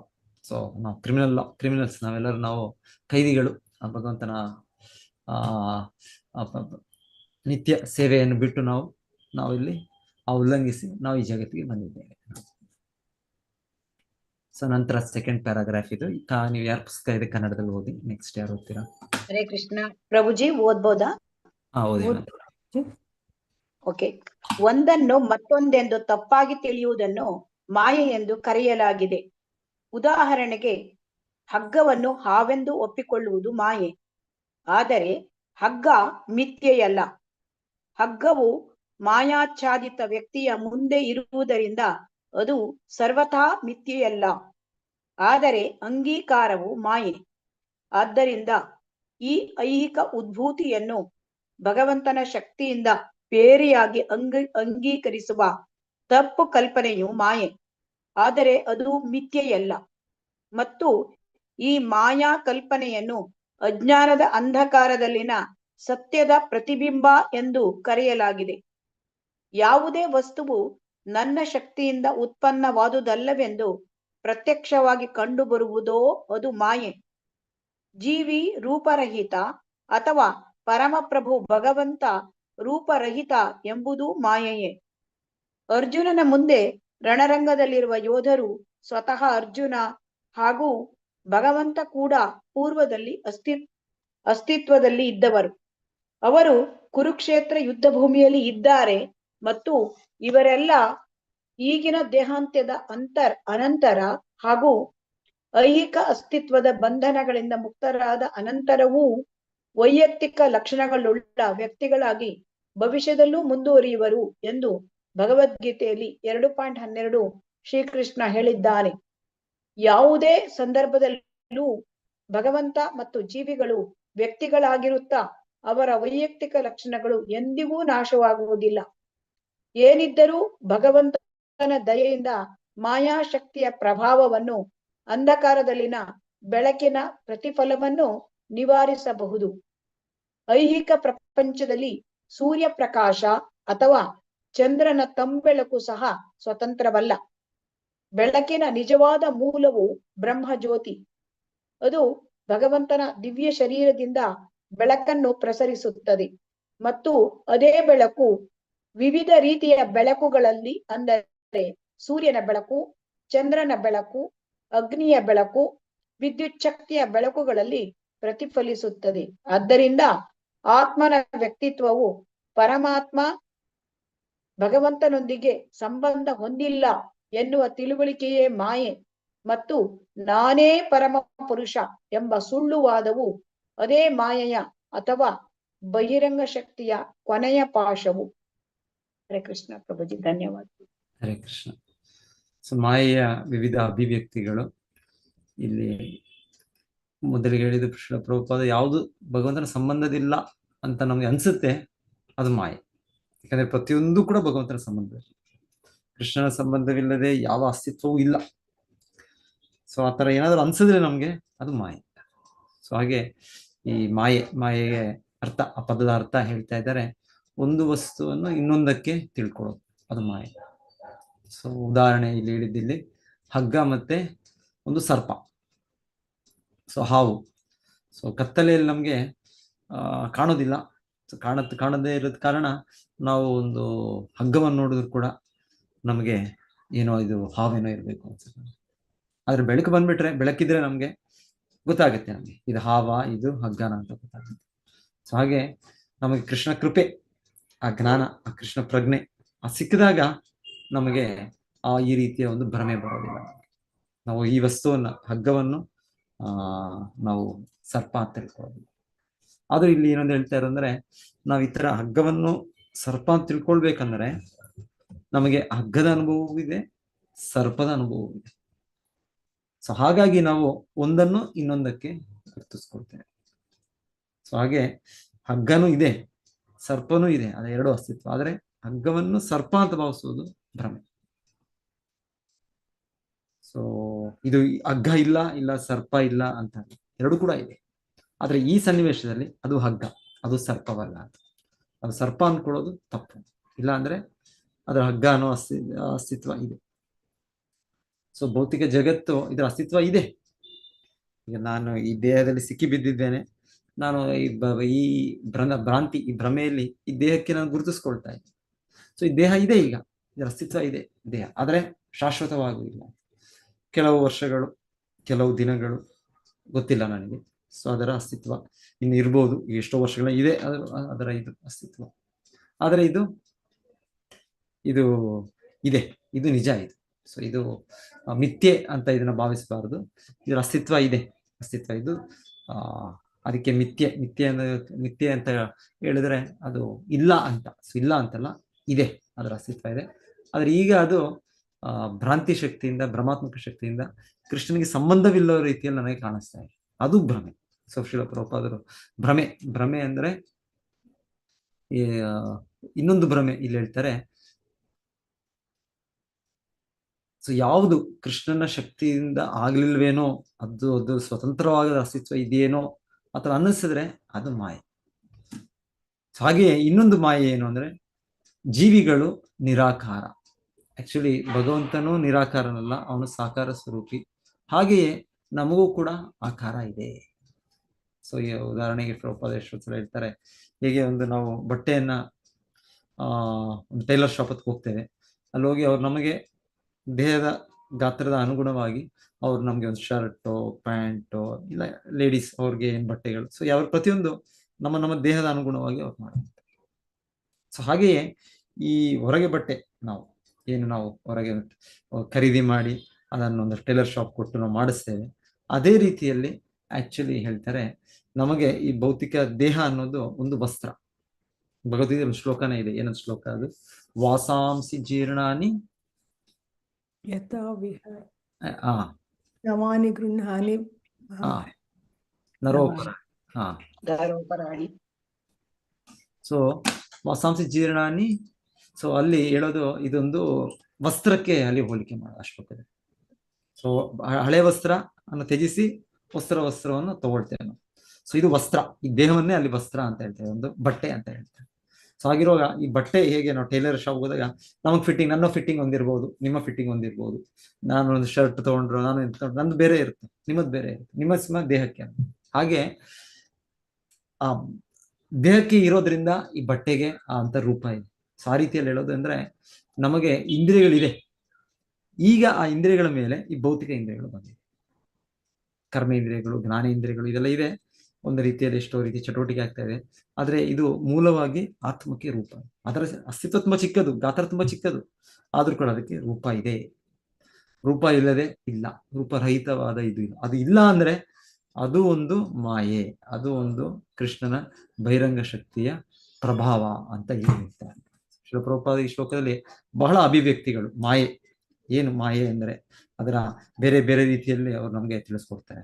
So ನಾವು ರೂಪ ಇಲ್ಲ ಅನ್ನೋ ಅನ್ಕೊಂಡ್ರೆ ನಿರಾಕಾರ ಅನ್ಕೊಂಡ್ರೆ, ಅದೇ ರೀತಿ ಕೃಷ್ಣನು ಕೂಡ ಆಕಾರ ಇಲ್ಲ, ಅವನು ನಿರಾಕಾರ ಸ್ವರೂಪಿ ಅಂದ್ಕೊಂಡ್ರೆ ಅದು ಕೂಡ ಮಾಯಾ, ಅದು ಭ್ರಮೆ. ಅದು ಯಾಕಂದ್ರೆ ನಿಜ ಅಲ್ಲ, ಅದು ಯಾವುದು ನಿಜ ಅಲ್ಲ, ಅದು ಕೃಷ್ಣನ ಮಾಯಾಶಕ್ತಿಯ ಪ್ರಭಾವದಿಂದ ಅದರ ಚಿಂತನೆ, ಆ ರೀತಿಯ ಒಂದು ಜ್ಞಾನ, ಆ ರೀತಿಯ ಒಂದು ಅಭಿಪ್ರಾಯ, ಆ ರೀತಿಯ ಒಂದು ಅನಿಸಿಕೆ. ಸೊ ಇದು ಕೃಷ್ಣನ ಮಹಾಮಾಯ ಶಕ್ತಿ, ಅದರೊಳಗೆ ಇದು ಬೇರೆ ಬೇರೆ ಅಭಿವ್ಯಕ್ತಿಗಳು ಅಂತ ಪ್ರಭುಪಾದರು ಒಂದಾದ್ಮೇಲೆ ವಿವರಣೆ ಕೊಡ್ತಾರೆ. ಸೊ ಭಗವದ್ಗೀತೆಯಲ್ಲೂ ಕೂಡ ಕೃಷ್ಣ ಹೇಳಿದಾಗೆ 2.12 ಏನು ಶ್ಲೋಕ ಅದು? ಯದಾದಿತ್ಯಗತಂ ತೇಜು. ಇಲ್ಲ 2ನೇ ಅಧ್ಯಾಯ ಇದು ಮತ್ತೆ ಶ್ಲೋಕ. ಓ ಸಾರಿ, 2:12. ದೈವಿ ಹೇಷ ಗುಣಮಯ. ಇಲ್ಲ No, Mata Prabhuji, ಅಲ್ಲ, ನತ್ವೇವಾಹಂ ನತ್ವೇವಾಹಂ ಜಾತು ನತ್ವೇವಾಹಂ ನಾಸ್ತಿ ಜಾತು ನತ್ವೇ ಜನಾಧಿಪ. ನಚೈವ ನ ಭವಿಷ್ಯಾಮಃ ಸರ್ವೇ ವಯಮತಃ ಪರಂ. ಸೊ ಅಲ್ಲಿ ಕೃಷ್ಣನು ಭೂತಕಾಲಕ್ಕೆ ಹೇಳಿದ್ದು, ಈಗ ನಡೀತಾ ಇರೋ ಒಂದು ವರ್ತಮಾನ, ಮುಂದೆ ಆಗುವ ಭವಿಷ್ಯ. ಸೊ ಎಲ್ಲಕ್ಕೂ ಕೃಷ್ಣನು ಅಲ್ಲಿ ಒತ್ತಾಯದಲ್ಲಿ ನಾನು, ನೀನು, ಇಲ್ಲಿ ಸೇರಿದ ಎಲ್ಲ ರಾಜರು, ಎಲ್ಲ ಸೈನಿಕರು. ಸೊ ಪ್ರತ್ಯೇಕ ವ್ಯಕ್ತಿತ್ವವನ್ನು ಆ ಶ್ಲೋಕ ಅಲ್ಲಿ ಒತ್ತಾಯದಲ್ಲಿ ಕೃಷ್ಣನು ಹಾಗೆ ಹೇಳ್ತಾರೆ, ನಾನು ನೀನು ಅಂತ ಹೇಳ್ತಾ ಇರೋದಂದ್ರೆ ಕೃಷ್ಣ ಇಲ್ಲದ ಒಂದೇ ಸಲ ಹೇಳ್ಬೋದಾಯ್ತು ನಾವೆಲ್ಲರೂ ಅಂತ ಹೇಳ್ಬೋದಾಯ್ತು. ಸೊ ಅಲ್ಲಿ ಮುಗಿದೋಗ್ಬಿಡ್ತಾ ಇತ್ತು ನಾವೆಲ್ಲರೂ ಯಾಕಂದ್ರೆ ಇವರು ಈ ಪದದ ಜೋಡಣೆಯಿಂದ ಅದ್ವೈತತ್ವವನ್ನು ಅವರು ಪ್ರತಿಪಾದಿಸಕ್ಕೆ ಪ್ರಯತ್ನ ಪಡ್ತಾರೆ. ಆತರ ಎಲ್ಲವೂ ಒಂದೇ ನಾವು ನಮ್ಮ ಕೃಷ್ಣನಿಗೆ, ನಮಗೆ ಪರಮಸತ್ಯಕ್ಕೆ ನಮಗೆ ಒಂದು ಭಿನ್ನ ಇದಿಲ್ಲ ಅಂತ. ಸೊ ಹಾಗೆ ಇಲ್ಲಿ ಹೇಳ್ತಾ ಇರೋದು ಇದೆ, ಭಿನ್ನಾನು ಇದೆ, ಅಭಿನ್ನಾನು ಇದೆ. ಆಮೇಲೆ ಕೃಷ್ಣನು ತನ್ನ ಇದು ಅಸ್ತಿತ್ವವನ್ನು ನಾನು, ನೀನು, ಇವರೆಲ್ಲರೂ ಕೂಡ ಯಾವ ಸಮಯ ಇರಲಿಲ್ಲ, ಹಿಂದೆ ನಾವಿರ್ಲಿಲ್ಲ ಅಂತಲ್ಲ, ಈಗಲೂ ಕೂಡ ನಾವೆಲ್ಲರೂ, ನಾನು, ನೀನು, ಇವರೆಲ್ಲರೂ ಇದ್ದೇವೆ, ಮುಂದೆ ಕೂಡ ನಾವೆಲ್ಲರೂ ಇದ್ದೇವೆ. ಸೊ ಇದು ಈ ಶ್ಲೋಕದಲ್ಲಿ ಕೃಷ್ಣನು ತನ್ನ ಅಸ್ತಿತ್ವ, ಅವನು ಹೇಗೆ, ಅವನು ಇಂಡಿವಿಜುವಾಲಿಟಿ. ಸೊ ಭಗವಂತನು ಒಬ್ಬ ವ್ಯಕ್ತಿ, ಭಗವಂತನು ಒಬ್ಬ, ಅವನ ಪ್ರತ್ಯೇಕ, ಅವನ ಒಂದು ಗುರುತು ಇದೆ, ಅವನ ಇದಿದೆ, ಐಡೆಂಟಿಟಿ ಇದೆ, ಅದನ್ನು ನಿರೂಪಿಸ್ತಾ ಇರೋದು ಮಾತು ಅದು. ಸೊ ಅದನ್ನ ಇಲ್ಲಿ ಹೇಳ್ತಾ ಇದ್ದಾರೆ. ಸೊ ಹಾಗೆ ಅದಿಲ್ಲದೆ ನಾವೆಲ್ಲವೂ ಒಂದೇ ಅನ್ಕೊಂಡ್ಬಿಟ್ರೆ ಅದು ಕೂಡ ಮಾಯ, ಕೊನೆಯ ಮಾಯ ಹೇಳ್ತಾ ಇರ್ಕೊ. ಮಾಯೆ ಕೊನೆಯ ಲಾಸ್ಟ್ ಸ್ನೇರ್, ಲಾಸ್ಟ್ ಕೊನೆಯ ಪಾಶ ಅಂದ್ರೆ ನಾವು ಈ ರೀತಿ ನಾನೇ ದೇವರು ಅಂತ, ಅಹಂ ಬ್ರಹ್ಮಾಸ್ಮಿ, ಕರೆಕ್ಟ್, ಅಹಂ ಬ್ರಹ್ಮಾಸ್ಮಿ ಕರೆಕ್ಟು, ಆದ್ರೆ ನಾನು ಅದರ ಭಾಗ, ಅಂಶ. ಯಾವುದೋ ಒಂದು ಅದು ಬಹಳ ಚೆನ್ನಾಗಿ ಬಂದಿತ್ತು, ಅಂಶೋ ಅಸ್ಮಿ, ನಾನು ಅಂಶ, ನಾನು ಪೂರ್ಣ ಅಲ್ಲ, ನಾನು ಮಮೈವ ಅಂಶ ಜೀವಲೋಕ, ಅಂಶೋ ಅಸ್ಮಿ, ನಾನು ಅಂಶೋ ಅಸ್ಮಿ, ನಾನು ಕೃಷ್ಣನ ನಿತ್ಯ ಸೇವಕ, ನಿತ್ಯ ದಾಸ. ಸೊ ಅದು ನಮ್ಮ ನಿಜವಾದ ಅಸ್ತಿತ್ವ, ನಿಜವಾದ ಜ್ಞಾನ. ಅದು ಬಿಟ್ಟು ಇನ್ನೇನು ಜ್ಞಾನ ಇದ್ರು ಕೂಡ ಅದು ಅಜ್ಞಾನ, ಅದು ಕೃಷ್ಣನ ಮಾಯಾಶಕ್ತಿಯ ಪ್ರದರ್ಶನ. ಓಕೆ, ನೆಕ್ಸ್ಟ್ ಯಾರು ಹೋಗ್ತೀರಾ? 3ನೇ. ಹರೇ ಕೃಷ್ಣ ಪ್ರಭುಜಿ. ಓದಿ ಮಾತಾಡಿ. ಸಕಲವು ಪರಮ ಪುರುಷನಿಂದ ಜನಿಸಿದವು ಎಂಬುದನ್ನು ವೇದಾಂತ ಸೂತ್ರದ ಆರಂಭದಲ್ಲಿಯೇ ದೃಢಪಡಿಸಲಾಗಿದೆ. ಆದ್ದರಿಂದ ಹಿಂದಿನ ಶ್ಲೋಕದಲ್ಲಿ ವಿವರಿಸುವಂತೆ ಎಲ್ಲಾ ಜೀವಿಗಳು ದೇವೋತ್ತಮ ಪರಮ ಪುರುಷನ ಶಕ್ತಿಯಿಂದ ಜನಿಸಿದ್ದಾರೆ. ಸ್ವತಃ ಬ್ರಹ್ಮನೇ ಭಗವಂತನ ಶಕ್ತಿಯಿಂದ ಹುಟ್ಟಿದನು ಮತ್ತು ಎಲ್ಲಾ ಜೀವಿಗಳು ಭಗವಂತನ ಶಕ್ತಿಯಿಂದ ಬ್ರಹ್ಮನ ನಿಯೋಗದ ಮೂಲಕ ಜನಿಸಿದವರು. ಭಗವಂತನ ಸಂಬಂಧವಿಲ್ಲದೆ ಯಾರಿಗೂ ಯಾವ ರೀತಿಯ ಅಸ್ತಿತ್ವವೂ ಇಲ್ಲ. ಹರೇ ಕೃಷ್ಣ. ನಂತರ ವ್ಯಕ್ತಿಯ ಸ್ವಾತಂತ್ರ್ಯವು ನಿಜವಾದ ಸ್ವಾತಂತ್ರ್ಯವಲ್ಲ, ಆದರೆ ಅದು ಪರಮಚೇತನ ಭಗವಂತನಲ್ಲಿರುವ ಸ್ವಾತಂತ್ರ್ಯದ ಪ್ರತಿಬಿಂಬವಷ್ಟೇ. ಬದ್ಧಾತ್ಮರು ತಾವು ಪರಮ ಸ್ವತಂತ್ರರೆಂದು ಹೇಳುವುದು ಮಾಯೆ. ಈ ತೀರ್ಮಾನವನ್ನು ಈ ಶ್ಲೋಕದಲ್ಲಿ ಒಪ್ಪಿಸಿಕೊಳ್ಳಲಾಗಿದೆ. ಹರೇ ಕೃಷ್ಣ. ಧನ್ಯವಾದ. ಸೊ ವೇದಾಂತ ಸೂತ್ರ ಏನ್ ಹೇಳುತ್ತೆ? ಮೊದಲು ಜನ್ಮಾದ್ಯಸ್ಯ ಯತಃ ಜನ್ಮಾದ್ಯಸ್ಯ. ಇತರತಶ್ಚ. ಅದು ನಿಮ್ಮ ಭಾಗವತ ಎಕ್ಸ್ಪ್ಲನೇಷನ್, ಇಲ್ಲಾಂದ್ರೆ ವೇದಾಂತ ಸೂತ್ರ ಅಷ್ಟೇ, 3 ಪದ. ಜನ್ಮಾದ್ಯಸ್ಯ ಅಷ್ಟೇ ಫಾರ್ಮುಲಾ, ಕೋಡ್ಸ್, ಸೂತ್ರ ಅಂದ್ರೆ ಎಲ್ಲ ಚಿಕ್ಕದಾಗಿ ಎಲ್ಲ ಹೇಳೋದು ಅಷ್ಟೇ, ಜನ್ಮಾದ್ಯಸ್ಯ. ಆಮೇಲೆ ಭಾಗವತದಲ್ಲಿ ನೀವು ಹೇಳಿದಾಗ, ಮಾತಾಜಿ ಹೇಳಿದಾಗೆ ಅದರ ಉದ್ದ ಎಕ್ಸ್ಪ್ಲನೇಷನ್ ಇದೆ, ಅದೇನದು ಜನ್ಮಾದ್ಯಸ್ಯ ಅಂತ. ಸೊ ಅಲ್ಲಿಂದಲೇ ಎಲ್ಲವೂ ಬರೋದು. ಸೊ ಎಲ್ಲವೂ ಎಲ್ಲಿಂದ ಬರುತ್ತೆ? ಎಲ್ಲವೂ ಬರೋದು ಕೃಷ್ಣನಿಂದ. ಸೊ ಅದರ ಮಾತಾಜಿ ಹೇಳಿದಾಗೆ ಭಾಗವತದ ವಿವರಣೆ ಇದೆ. ಜನ್ಮಾದ್ಯಸ್ಯೇತ ಅನ್ವಯ ಇತರತಶ್ಚಾರ್ಥೇಶ ವಿಘ್ನಾಸ್ವರಾಟ್. ಓಂ ನಮೋ ಭಗವತೆ ವಾಸುದೇವಾಯ. ಸೊ ಅಲ್ಲಿ ಅವರು ವೇದವ್ಯಾಸ ಕೃಷ್ಣನನ್ನು ಪ್ರಾರ್ಥಿಸುತ್ತಾ ಅವರು ಈ ವಾಸುದೇವ ಕೃಷ್ಣನೇ ಎಲ್ಲದಕ್ಕೂ ಕಾರಣಕ್ಕೆ, ಎಲ್ಲ ಕಾರಣಗಳಿಗೂ ಕಾರಣ ಅಂತ ಹೇಳ್ತಾರೆ. ಸೊ ಈ ಜಗತ್ತಿನಲ್ಲಿ ಮೊದಲು ಕೃಷ್ಣ ಬ್ರಹ್ಮದೇವರನ್ನು ಸೃಷ್ಟಿ ಮಾಡ್ತಾರೆ, ಮತ್ತೆ ಬ್ರಹ್ಮದೇವರು ನಮ್ಮನ್ನೆಲ್ಲ ಸೃಷ್ಟಿ ಮಾಡ್ತಾರೆ. ಸೊ ಎಲ್ಲವೂ ಅವನಿಂದ ಬರುತ್ತೆ. ಸೊ ಎಲ್ಲವೂ ಅವನಿಗೆ ಅಹಂ ಸರ್ವಸ್ವ ಅವನ ಮೇಲೆ ಅವಲಂಬಿಸಿದೆ. ಸೊ ನಮ್ಮ ಸ್ವತಂತ್ರ ಕೂಡ ಅದು ಸ್ವತಂತ್ರ ಇದೆ, ನಮಗೆ ತುಂಬಾ ಅಲ್ಪ ಸ್ವತಂತ್ರ, ಸ್ವಲ್ಪ ಅಲ್ಪ ಸ್ವತಂತ್ರ ಕೃಷ್ಣನಿಗೆ ಅವಲಂಬಿಸಿದೆ ಆ ಸ್ವತಂತ್ರ ಅಂತ ಇರುತ್ತೆ. ಸೊ ಈ ರೀತಿ ನಾನು ಸ್ವತಂತ್ರನು, ನಾನು ಪರಮನು ಅಂತ ಯೋಚನೆ ಮಾಡೋದು ಅದು ಕೂಡ ಮಾಯೆ. ಸೊ ನೀವು ಮತ್ತೆ ಮತ್ತೆ ಇಲ್ಲಿ ಗುರುತಿಸ್ಬೋದು, ಪ್ರಭುಪಾದರು ಹೇಳ್ತಾ ಇರೋದು ಈ ತರ ಕಲ್ಪನೆಗಳು, ಈ ತರ ಒಂದು ಚಿಂತನೆಗಳು, ಇದೆಲ್ಲ ಮಾಯೆ ಮಾಯೆ ಅಂತ ಹೇಳಿ. The false claim of supreme independence by the conditioned soul is illusion. So illusion. So ಭ್ರಮೆ ಭ್ರಮೆ ಭ್ರಮೆ. ಸೊ ಬೇರೆ ಬೇರೆ ನಮ್ಮ ಚಿಂತನೆಗಳು, ಬೇರೆ ಬೇರೆ ಅಭಿಪ್ರಾಯಗಳು, ಇದೆಲ್ಲ ಮಾಯೆ ಅನ್ನೋದ್ ರೀತಿಯಲ್ಲಿ ನಮ್ಮ ಸ್ವತಂತ್ರ ಅಂತ ಇದೆ ಅಂತ ಏನು ಅನ್ಕೊಳ್ತೇವೆ, ನಮಗೆ ಸ್ವತಂತ್ರ ಇಲ್ಲ. ಆಕ್ಚುಲಿ ನಮ್ಮ ಸ್ವತಂತ್ರ ಕೃಷ್ಣನ ಮೇಲೆ ಅವಲಂಬಿಸಿದೆ. ನಾವು ಕೃಷ್ಣನು ಸ್ವರಾಟ್, ಜನ್ಮಾದ್ಯಸ್ಯೇತ ಅಲ್ಲಿ ಹೇಳ್ತಾ ಸ್ವರಾಟ್, ಅವನು ಸ್ವತಂತ್ರನು, ಅವನು ಯಾರನ್ನೂ ಅವಲಂಬಿಸಿಲ್ಲ. ಆ ರೀತಿ ಸ್ವತಂತ್ರ ಇದೆ ಕೃಷ್ಣನು. ನಮಗೆ ಸ್ವಲ್ಪ ಸ್ವತಂತ್ರ ಕೊಟ್ಟಿದ್ದಾನೆ, ಅವನ ಅದು ಕರುಣೆ, ಅವನ ಕೃಪೆ. ಸೊ ಅವನು ಬೇಕಾದ್ರೆ ಅದನ್ನ ತೆಗೆದುಕೊಂಡು ಬಿಡುವುದು, ಸೊ ಏನ್ ಬೇಕಾದ್ರೆ ಮಾಡುವುದು ಕೃಷ್ಣ. ಆದ್ರೆ ಕೃಷ್ಣ ಕೊಟ್ಟಿದ್ದಾನೆ. ಸೊ ಆದ್ರೆ ಅವನ ಮೇಲೆ ಅವಲಂಬಿಸಿ. ನಮಗೆ ಒಬ್ಬ ಕೃಷ್ಣನ ತರ ಸಂಪೂರ್ಣ ಸ್ವಾತಂತ್ರ್ಯ, ಮತ್ತೆ ಆ ರೀತಿ ಒಂದು ಸ್ವತಂತ್ರ ಅಂದ್ರೆ ಕೃಷ್ಣನು ನಮ್ಮನ್ನು ನಿಯಂತ್ರಿಸಲಿಕ್ಕಾಗಲ್ಲ, ಆ ತರ ಸ್ವತಂತ್ರ ಇಲ್ಲ. ಅವನ ಕೃಪೆಯ ಮೇಲೆ ನಮಗೆ ಸ್ವಾತಂತ್ರ್ಯ ಇದೆ. ಅದು ಶುದ್ಧ ಭಕ್ತರಿಗೆ ಅವರು ಕೃಷ್ಣನ ಶರಣಾಗತಿ ಪಡೆದ್ರಿಂದ ಅವ್ರು ನಿಜವಾದ ಸ್ವತಂತ್ರದಲ್ಲಿದ್ದಾರೆ. ಅವರು ಎಲ್ಲಿ ಕೂಡ ಹೋಗ್ಬೋದು. ಅವರು ಅವರ ಸ್ವತಂತ್ರವನ್ನು ಯಾವತ್ತೂ ದುರುಪಯೋಗ ಮಾಡ್ಕೊಳ್ಳೋದಿಲ್ಲ ಅವರು. ಸೊ ನಾವೇ ಒಂದು ಉದಾಹರಣೆಗೆ ಹೇಳ್ತಾರಲ್ಲ, ಏನು ನಿಮ್ಮ ಮನೇಲಿ ಒಂದು ಸಾಕು ಪ್ರಾಣಿ ಇದ್ರೆ, ನಾಯಿ ಇದ್ರೆ, ಅದು ಏನಾದ್ರೂ ಅದು ನಿಮ್ಮ ಮಾತನ್ನು ಕೇಳ್ಕೊಂಡು ಈ ತರ ಇದ್ರೆ ನೀವು ಅದಕ್ಕೆ ಸ್ವತಂತ್ರ ಕೊಡ್ತೀರಾ, ಅದಕ್ಕೇನು ಬೆಲ್ಟ್ ಹಾಕೋದಿಲ್ಲ, ನೀವು ಅದಕ್ಕೆ ಬಿಡ್ತೀರ. ಆದ್ರೆ ಅದು ಏನಾದ್ರು ಯಾರು ಬರೋ ಒಂದು ನೆಂಟರು ಅವ್ರ ಮೇಲೆ ಬೋ ಅಂತ ಇದು ಮಾಡೋದದು, ಮತ್ತೆ ಇಲ್ಲಿ ಕಚ್ಚಿ ಬಿಡೋದು ಯಾರನ್ನಾದ್ರು, ಇದೆಲ್ಲ ಮಾಡಿದ್ರೆ ಏನ್ ಮಾಡ್ತೀರಾ? ಕಟ್ಟಿ ಹಾಕ್ಬೇಕಾಗುತ್ತೆ. ಸೊ ಈಗ ನಮ್ಮ ಬದ್ಧ ಜೀವನ ಅಂದ್ರೆ ಈ ಸ್ಥಿತಿ. ಬದ್ಧ ಜೀವಿಗಳಂದ್ರೆ ಆ ಸ್ವತಂತ್ರವನ್ನು ಕಟ್ಟಿ ಹಾಕಿ, 3 ಗುಣಗಳು ನಮ್ಮನ್ನು ಕಟ್ಟಿ ಹಾಕಿ. ಸೊ ಕೃಷ್ಣನು ಅದನ್ನ, ನಾವು ಈ ಸ್ವತಂತ್ರವನ್ನು ಸರಿಯಾಗಿ ಉಪಯೋಗಿಸ್ಕೊಂಡು ಕೃಷ್ಣನನ್ನು ಆಶ್ರಯಿಸಿ ನಾವು ಭಕ್ತಿ ಕಾರ್ಯಗಳು ಮಾಡ್ತಾ ಇದ್ರೆ, ಕೃಷ್ಣನು ಕ್ರಮೇಣ ನಮಗೆ ಆ ಬಂಧನದಿಂದ ಬಿಡಿಸ್ಬೋದು. ತಾಮಸಿಕ ಗುಣದಿಂದ ರಾಜಸ ಗುಣದಿಂದ ಸ್ವಲ್ಪ ಸತ್ವಗುಣ, ಮತ್ತೆ ಕೃಷ್ಣನು ಕೊನೆಗೆ ಅವನು ಕೃಪೆ ಮಾಡಿದ್ರೆ ಈ ಸತ್ವಗುಣದಿಂದ ವಿಶುದ್ಧ ಸತ್ವಕ್ಕೆ ಬರುತ್ತೆ.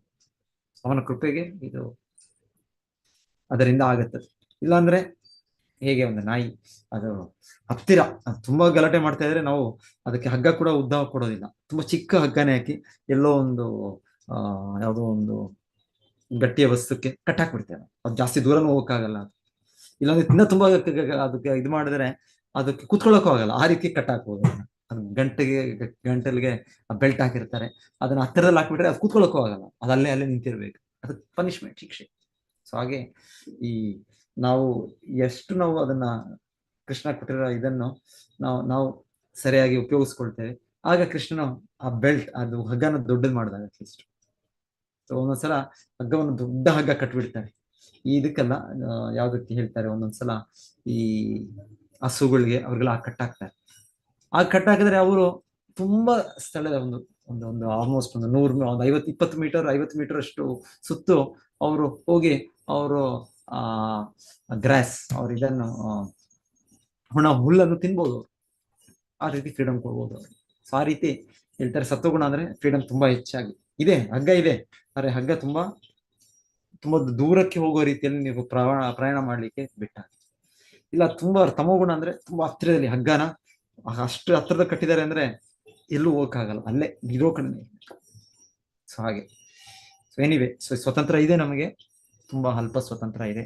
ಆದ್ರೆ ಈ ಸ್ವತಂತ್ರ ಕೃಷ್ಣನಿಗೆ ಮೇಲೆ ಅವಲಂಬಿಸಿದೆ. ಇದು reflection of the real independence. ಕೃಷ್ಣನ ಸ್ವತಂತ್ರದ ಒಂದು ಪ್ರತಿಬಿಂಬ ಅಂತ ಹೇಳ್ತಾರೆ. ಕೃಷ್ಣನಿಗೆ ಸಂಪೂರ್ಣ ಸ್ವತಂತ್ರ ಸ್ವರಾಟ್, ಆದ್ರೆ ನಮ್ಗೆ ಅದರ ಪ್ರತಿಬಿಂಬವಾಗಿ ಅಲ್ಪ ಸ್ವತಂತ್ರ. ಓಕೆ, ನೆಕ್ಸ್ಟ್ ಓದಿ. ನೆಕ್ಸ್ಟ್ ಪ್ಯಾರಾಗ್ರಾಫ್ ಯಾರಾದ್ರೂ ಓದ್ಕೊಳ್ಳಿ. ಹರೇ ಕೃಷ್ಣ.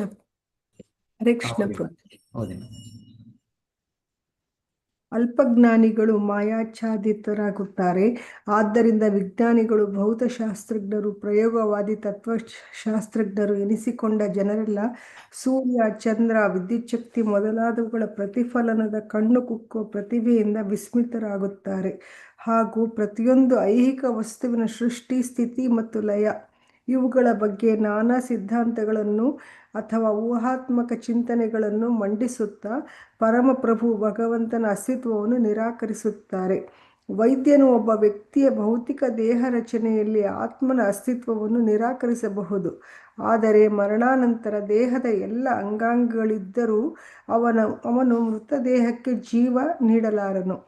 ಮಿದುಳಿನ ನರಮಂಡಲವು ಕಾರ್ಯಶೀಲ ಮನಸ್ಸಿನ ಯಂತ್ರ ಭಾಗ ಎಂಬಂತೆ ಮನಃಶಾಸ್ತ್ರಜ್ಞನು ಮಿದುಳಿನ ಜೀವಶಾಸ್ತ್ರೀಯ ಸ್ಥಿತಿಗಳ ಬಗ್ಗೆ ಗಂಭೀರ ಅಧ್ಯಯನ ಮಾಡುತ್ತಾನೆ. ಆದರೆ ಮನಃಶಾಸ್ತ್ರಜ್ಞನು ಮೃತ ಶರೀರದಲ್ಲಿ ಮಿದುಳು ಮತ್ತೆ ಕಾರ್ಯನಿರ್ವಹಿಸುವಂತೆ ಮಾಡಲಾರನು. ಭಗವಂತನಿಂದ ಪ್ರತ್ಯೇಕವಾಗಿ ನೋಡುವ ವಿಶ್ವ ಸೃಷ್ಟಿ ಮತ್ತು ಶರೀರ ರಚನೆ ಕುರಿತ ಈ ವೈಜ್ಞಾನಿಕ ಅಧ್ಯಯನಗಳು ಭಿನ್ನ ಭಿನ್ನ ಭೌತಿಕ ಕಸರತ್ತುಗಳ ಪ್ರತಿಫಲನವಷ್ಟೇ. ಫುಲ್ ಓದ್ಬೇಕಾ ಪ್ರಭುಜಿ? ಓದಿ, ಮತ್ತೆ ಈ ಫುಲ್ ಪ್ಯಾರಾಗ್ರಾಫ್ ಓದಿ. ಪ್ರತಿಫಲನೂ ಅಷ್ಟೆ. ಕೊನೆಯಲ್ಲಿ ಅವೆಲ್ಲ ಮಾಯೆ, ಬೇರೇನೂ ಅಲ್ಲ. ಐಹಿಕ ನಾಗರಿಕತೆಯ ಪ್ರಸ್ತುತ ಸಂದರ್ಭದಲ್ಲಿ ಈ ಎಲ್ಲ ವೈಜ್ಞಾನಿಕ ಮುನ್ನಡೆ ಮತ್ತು ಜ್ಞಾನವುಳ್ಳ ಮಾಯಾಶಕ್ತಿಯ ಆವರಣ ಪ್ರಭಾವಳಿ ಮಾತ್ರವೇ ಆಗಿದೆ. ಮಾಯಾಶಕ್ತಿ 2 ಹಂತದ ಅಸ್ತಿತ್ವವನ್ನು ಹೊಂದಿದೆ. ಅವೆಂದರೆ ಆವರಣ ಪ್ರಭಾವ ಮತ್ತು ವಿಕ್ಷೇಪ ಪ್ರಭಾವ. ವಿಕ್ಷೇಪ ಪ್ರಭಾವದಿಂದ ಮಾಯಾಶಕ್ತಿಯು ಜೀವಿಗಳನ್ನು ಅಜ್ಞಾನದ ಅಂಧಕಾರಕ್ಕೆ ತಳ್ಳುತ್ತಾಳೆ. ಪರಮಪುರುಷನು ಬ್ರಹ್ಮನಿಗೆ ಜ್ಞಾನೋದಯವನ್ನು ಉಂಟು ಮಾಡಿದನು. ಅಂತಹ ಪರಮಪುರುಷನ ಅಸ್ತಿತ್ವವೇ ಅರಿವಿಗೆ ಬಾರದಂತೆ ಮಾಯೆಯು ತನ್ನ ಆವರಣ ಪ್ರಭಾವದಿಂದ ಅಲ್ಪಜ್ಞಾನಿಯ ದೃಷ್ಟಿಯನ್ನು ಮುಸುಕುತ್ತಾಳೆ. ಬ್ರಹ್ಮ ಮತ್ತು ಭಗವಂತನ ನಡುವಿನ ಅಭಿನ್ನತೆಯನ್ನೇ ಇಲ್ಲಿ ಸಾಧಿಸಲಾಗಿಲ್ಲ. ಹಾಗಿರುವಾಗ ಅಲ್ಪಜ್ಞಾನಿ ಮಾನವನು ತಾನೇ ಭಗವಂತ ಎನ್ನುವಂತೆ ಮಾಡುವ ಅಮೂರ್ಖವಾದವು ಭಗವಂತನ ಮಾಯಾಶಕ್ತಿಯ ಮತ್ತೊಂದು ಪ್ರದರ್ಶನವಷ್ಟೇ. ಭಗವಂತನ ಅಸ್ತಿತ್ವವನ್ನು ನಿರಾಕರಿಸುವ ಆಸುರಿ ಪುರುಷರು ಮತ್ತಷ್ಟು ಅಜ್ಞಾನಾಂಧಕಾರಕ್ಕೆ ದೂಡಲ್ಪಡುತ್ತಾರೆ. ಇಂತಹ ಆಸುರಿ ಪುರುಷರು ದೇವೋತ್ತಮ ಪರಮಪುರುಷನನ್ನು ಕುರಿತ ಸಮರ್ಪಕ ಜ್ಞಾನವಿಲ್ಲದೆ ಅನೇಕ ಜನ್ಮಗಳೆತ್ತುತ್ತಾರೆ ಎಂದು ಭಗವದ್ಗೀತೆ 16ನೇ ಅಧ್ಯಾಯ 18-20 ಹೇಳುತ್ತದೆ. ಹರೇ ಕೃಷ್ಣ ಪ್ರಭುಜಿ, ಧನ್ಯವಾದಗಳು. ಸೊ ಮಾಯೆ ಇನ್ನೊಂದು ಅಭಿವ್ಯಕ್ತಿ, ಇದು ಎಕ್ಸ್ಪ್ಲನೇಷನ್ ಇಲ್ಲಿ ಹೇಳ್ತಾ ಇದ್ದಾರೆ ಪ್ರಭುಪಾದ. ಇನ್ನೊಂದು ನೋಡಿ, persons with poor fund of knowledge. ಈ ಪದ ಆಕ್ಚುಲಿ ಇದು ಇಂಗ್ಲಿಷ್ ನಲ್ಲಿ ಇಲ್ಲ ಇದು. ಸೊ ಶಿಲಾ ಪ್ರಭುಪಾದರೆ ನಮಗೆ ಈ ಪದಗಳು ಕೊಟ್ಟಿರೋದು ಇಂಗ್ಲಿಷ್ ಭಾಷೆಯಲ್ಲೂ ಕೂಡ, ಅಲ್ಪಜ್ಞಾನಿ ವ್ಯಕ್ತಿಗಳು ಅಂತ. ಇಲ್ಲಾಂದ್ರೆ ಇಂಗ್ಲಿಷ್ ನಲ್ಲಿ ಏನು poor fund of knowledge. Fund ನಾವೇನು ಫಂಡ್ ಅಂದ್ರೆ ಜನರಲಿ ಏನೋ ಹಣ ಅಂತ ಹೇಳ್ತೇವೆ, ಮನಿ ಫಂಡ್, ಚಿಟ್ ಫಂಡ್, ಏನೋ ಫಂಡ್ ಅಂತ ಹೇಳ್ತೇವೆ. ಶಿಲಾ ಪ್ರಭುಪಾದ ನಾಲೆಡ್ಜ್, ಜ್ಞಾನದ ಪುವರ್ ಫಂಡ್, ಅದೊಂದು ಅಲ್ಪಜ್ಞಾನ, ಪುವರ್ ಫಂಡ್ ಆಫ್ ನಾಲೆಡ್ಜ್. ಶಿಲಾ ಪ್ರಭುಪಾದರು ಕೊಟ್ಟಿರೋ ಅವರ ಕೊಡುಗೆ ಇಂಗ್ಲಿಷ್ ಭಾಷೆಗೆ, ಪರ್ಸನ್ಸ್ ಇದೆ poor fund of knowledge. So ಹೀಗೆ ನಾವೆಲ್ಲರೂ ಭೌತಿಕ ಜಗತ್ತು ಅಂದ್ರೆ ಪುವರ್ ಫಂಡ್ ಆಫ್ ನಾಲೆಡ್ಜ್, ಅಲ್ಪಜ್ಞಾನಿಗಳು. ನಾವು ದೊಡ್ಡ ದೊಡ್ಡ ವ್ಯಕ್ತಿಗಳಾಗಿ ನಾವು ಕರೆಸ್ಕೊಳ್ಬಹುದು.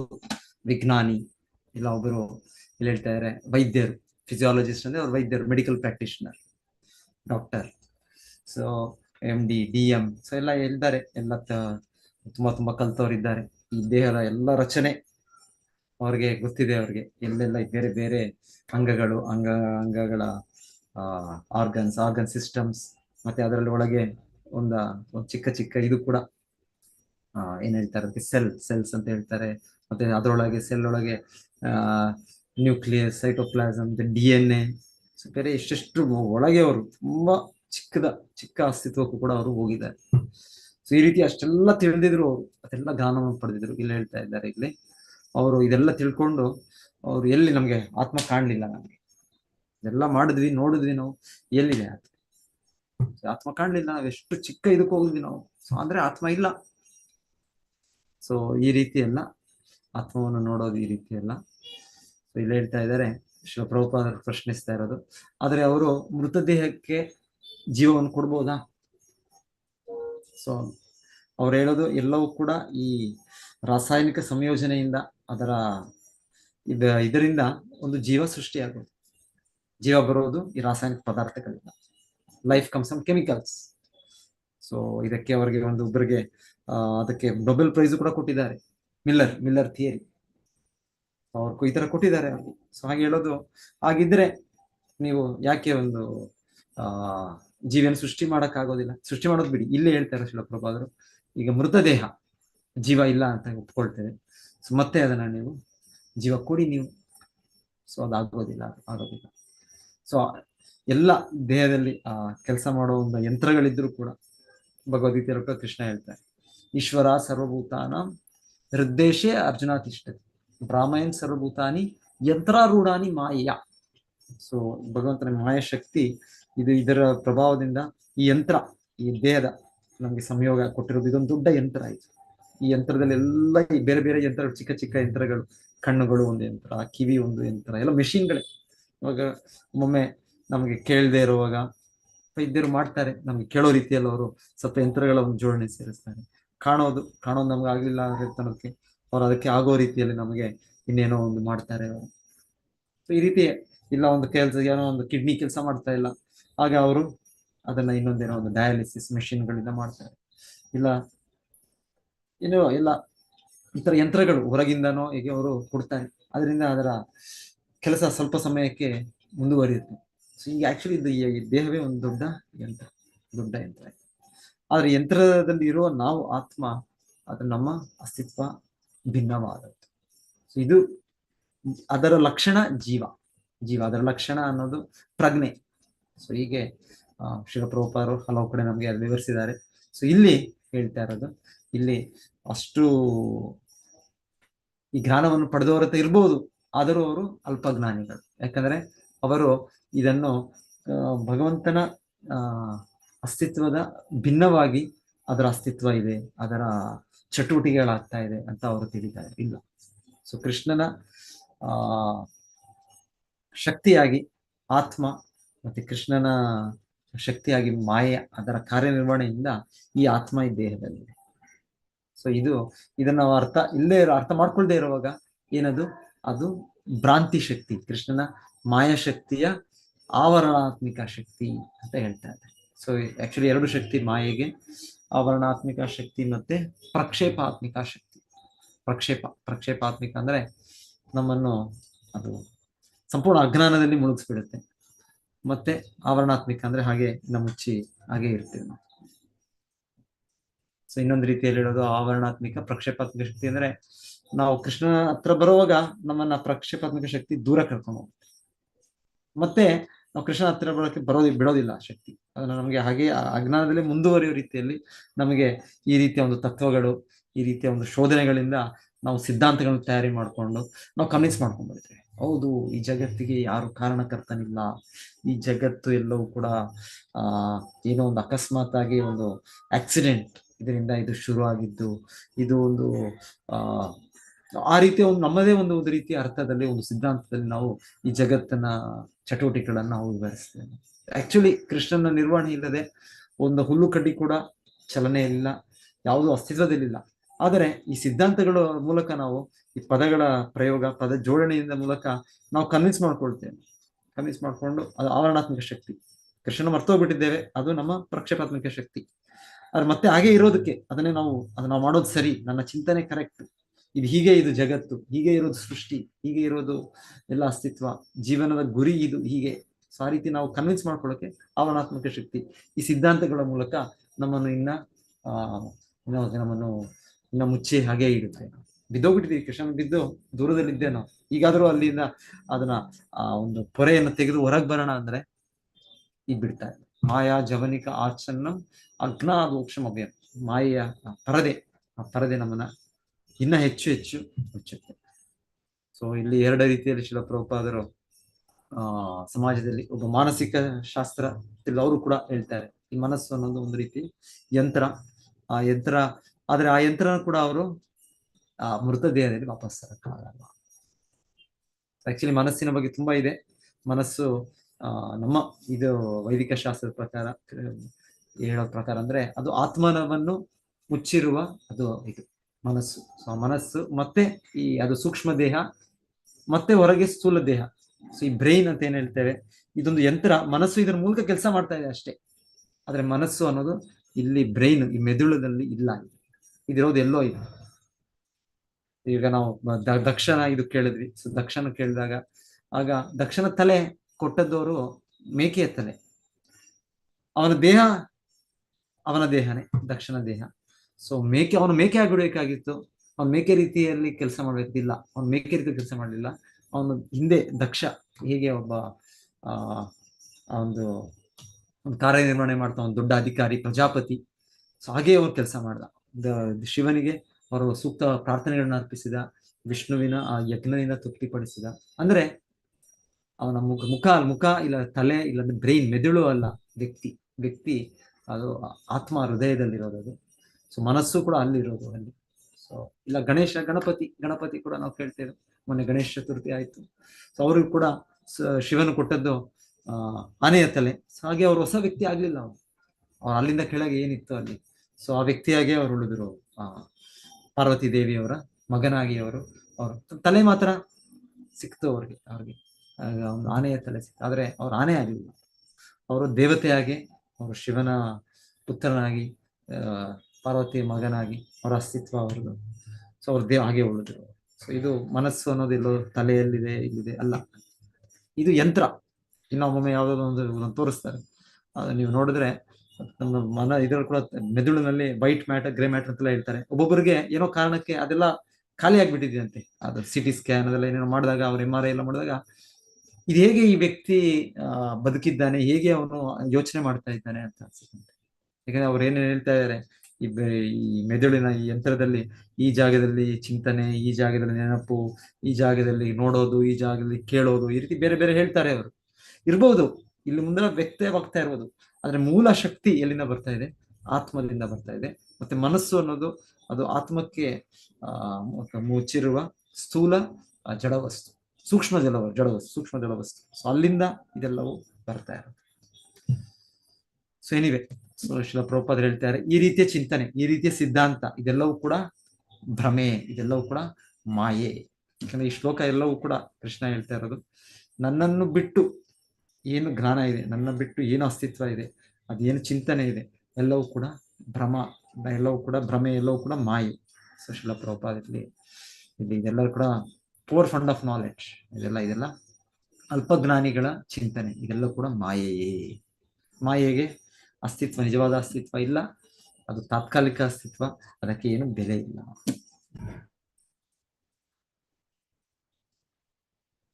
ಓಕೆ, ಇನ್ನು ಮುಂದುವರ್ಸೋಣ. ಮತ್ತೆ ಕೃಷ್ಣ ಹೇಳೋದು ಇದು ಭಗವದ್ಗೀತೆಯಲ್ಲಿ 16ನೇ ಅಧ್ಯಾಯದ 18ರಿಂದ 20 ಶ್ಲೋಕದಲ್ಲಿ. ಸೊ ಅಲ್ಲಿ ತಾನಹಂ ದ್ವಿಷತಾ ಕ್ರೂರ. ಸೊ ಯಾರು ಈ ತರ ನನಗೆ ದ್ವೇಷಿಯಾಗಿದ್ದಾರೆ, ಅವರು ನನ್ನನ್ನು ದ್ವೇಷಿಸ್ತಾರೆ, ಅವ್ರು ನನ್ನ ಅಸ್ತಿತ್ವವನ್ನು ಒಪ್ಪೋದಿಲ್ಲ, ಎಲ್ಲವೂ ಕೂಡ ನನ್ನನ್ನು ಬಿಟ್ಟು ಎಲ್ಲವೂ ನಡೀತಾ ಇದೆ ಅಂತ ಹೇಳ್ತಾರೆ ಅವರ ಊಹಾತ್ಮಕ ಚಿಂತನೆಯಿಂದ, ಅವರ ಮೆದುಳಿನ ಶಕ್ತಿಯಿಂದ.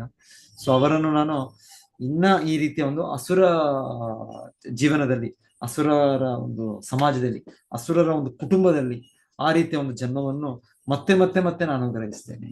ಸೊ ಹಾಗೆ ಅವರು ಅದನ್ನು ಮುಂದುವರ್ಸ್ಕೊಂಡು ಹೋಗ್ಬೋದು. ಆ ರೀತಿಯ ಒಂದು ಆಸುರ್ಯ ಚಿಂತನೆ, ಆ ರೀತಿಯ ಒಂದು ನಾಸ್ತಿಕ ಚಿಂತನೆ ಅವರು ಜನ್ಮದಕ್ಕೂ ಅವರು ಮುಂದುವರ್ಸ್ಕೊಂಡು ಹೋಗ್ಬೋದು. ಸೊ ಕಲಿಯುಗ. ಸೊ ನಾವೆಲ್ಲರೂ ಕೂಡ ಈ ರೀತಿ ಬಹಳ ಜನ, ಎಲ್ಲರೂ ಅಲ್ಲ, ನಾನಂತೂ ಹಾಗೆ ಬಂದೆ ಅಂತ ಹೇಳ್ಬೇಕು.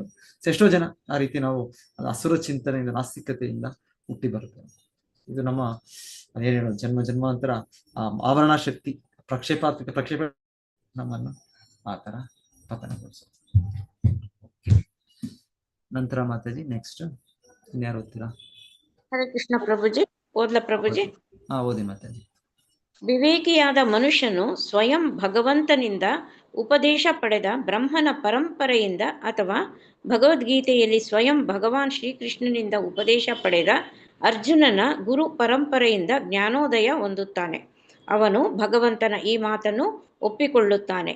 ಅಹಂ ಸರ್ವಸ್ಯ ಪ್ರಭವೋ ಮತ್ತ ಸರ್ವಂ ಪ್ರವರ್ತತೆ ಇತಿ ಮತ್ವ ಭಜಂತೆ ಮಾಂ ಬುಧಾ ಭಾವ ಸಮನ್ವಿತ. ಗೀತಾ 10.8. ನೆಕ್ಸ್ಟ್ ಓದ್ಲಾ ಪ್ರಭುಜಿ. ಭಗವಂತನು ಎಲ್ಲ ಕರ್ಮಗಳ ಮೂಲ ಆಕಾರ. ಮುಂದುವರಿಸಿ ಮಾತಾಜಿ, ಮುಂದುವರಿಸಿ. ಭಗವಂತನು ಎಲ್ಲ ಉಗಮಗಳ ಮೂಲ ಆಕಾರವಾಗಿದ್ದು ಸೃಷ್ಟಿ, ಸ್ಥಿತಿ, ಲಯ ಹೊಂದುವ ಪ್ರತಿಯೊಂದು ಭಗವಂತನ ಶಕ್ತಿಯಿಂದಲೇ ಅಸ್ತಿತ್ವದಲ್ಲಿರುತ್ತದೆ. ಇದನ್ನರಿತ ವಿವೇಕಿಯು, ವಿದ್ವಾಂಸನೂ ಆದ ವ್ಯಕ್ತಿಯು ಭಗವಂತನ ಪರಿಶುದ್ಧ ಭಕ್ತನಾಗಿರುತ್ತಾನೆ. ಭಗವಂತನ ದಿವ್ಯ ಪ್ರೇಮ ಸೇವೆಯಲ್ಲಿ ತೊಡಗಿರುತ್ತಾನೆ. ಭಗವಂತನ ಪ್ರತಿಬಿಂಬಾತ್ಮಕ ಶಕ್ತಿಯು ಅಲ್ಪ ಜ್ಞಾನಿಗಳ ಕಣ್ಣಿಗೆ ಬಗೆಬಗೆಯ ಮಾಯೆಗಳನ್ನು ಪ್ರದರ್ಶಿಸುವುದಾದರೂ ಅಗ್ನಿಯು ಅತಿ ದೂರದಿಂದಲೇ ಶಾಖ ಮತ್ತು ಬೆಳಕು ಬೀರುವಂತೆ ಭಗವಂತನು ನಮ್ಮ ಕಣ್ಣಾಚೆ ಬಲು ದೂರದಲ್ಲಿದ್ದುಕೊಂಡೇ ತನ್ನ ವಿವಿಧ ಶಕ್ತಿಗಳ ಮೂಲಕ ಕೆಲಸ ಮಾಡಬಲ್ಲನೆಂಬುದನ್ನು ಸಾತ್ವಿಕ ವ್ಯಕ್ತಿ ಸ್ಪಷ್ಟವಾಗಿ ತಿಳಿದಿರುತ್ತಾನೆ.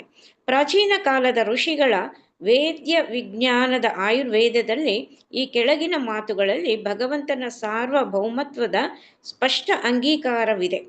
ಜಗದ್ಯೋನೇರ್ ಅನಿತ್ಯಸ್ಯ ಚಿದಾನಂದೈಕರೂಪಿಣಃ ಪುಂಸೋಸ್ತಿ ಪ್ರಕೃತಿರ್ನಿತ್ಯ ಪ್ರತಿಛಾಯೇವ ಭಾಸ್ವತಃ ಅಚೇತನಾಪಿ ಚೈತನ್ಯ ಯೋಗೇನ ಪರಮಾತ್ಮನಃ ಅಕರೋದ ವಿಶ್ವ ಮುಖಿಲಂ ಅನಿತ್ಯಂ ನಾಟಕಾಕೃತಿಂ.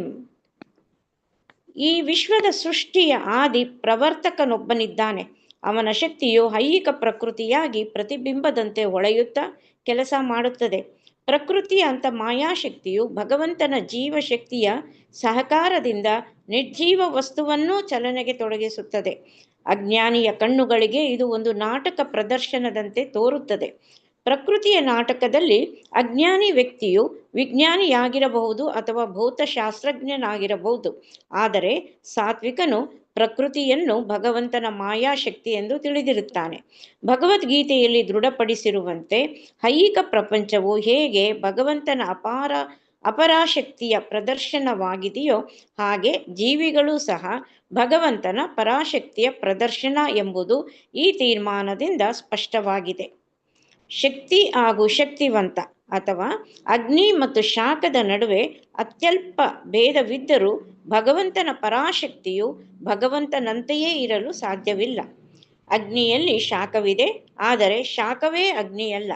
ಅಗ್ನಿ ಮತ್ತು ಶಾಖ ಎರಡೂ ಒಂದೇ ಎಂದು ತಪ್ಪಾಗಿ ಹೇಳುವ ಅಜ್ಞಾನಿಗೆ ಈ ಸರಳ ವಿಷಯವು ಅರ್ಥವಾಗುವುದಿಲ್ಲ.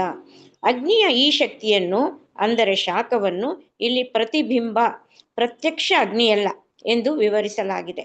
ಆದ್ದರಿಂದ ಜೀವಿಗಳಿಂದ ಪ್ರತಿನಿಧಿತವಾದ ಜೀವಶಕ್ತಿಯು ಭಗವಂತನ ಪ್ರತಿಬಿಂಬವೇ ಹೊರತು ಸ್ವಯಂ ಭಗವಂತನೇ ಅಲ್ಲ. ಭಗವಂತನ ಪ್ರತಿಬಿಂಬವಾದ್ದರಿಂದ ಜೀವಿಯ ಅಸ್ತಿತ್ವವು ಮೂಲ ಜ್ಯೋತಿಯಾದ ಪರಮಪ್ರಭು ಭಗವಂತನನ್ನೇ ಅವಲಂಬಿಸಿದೆ.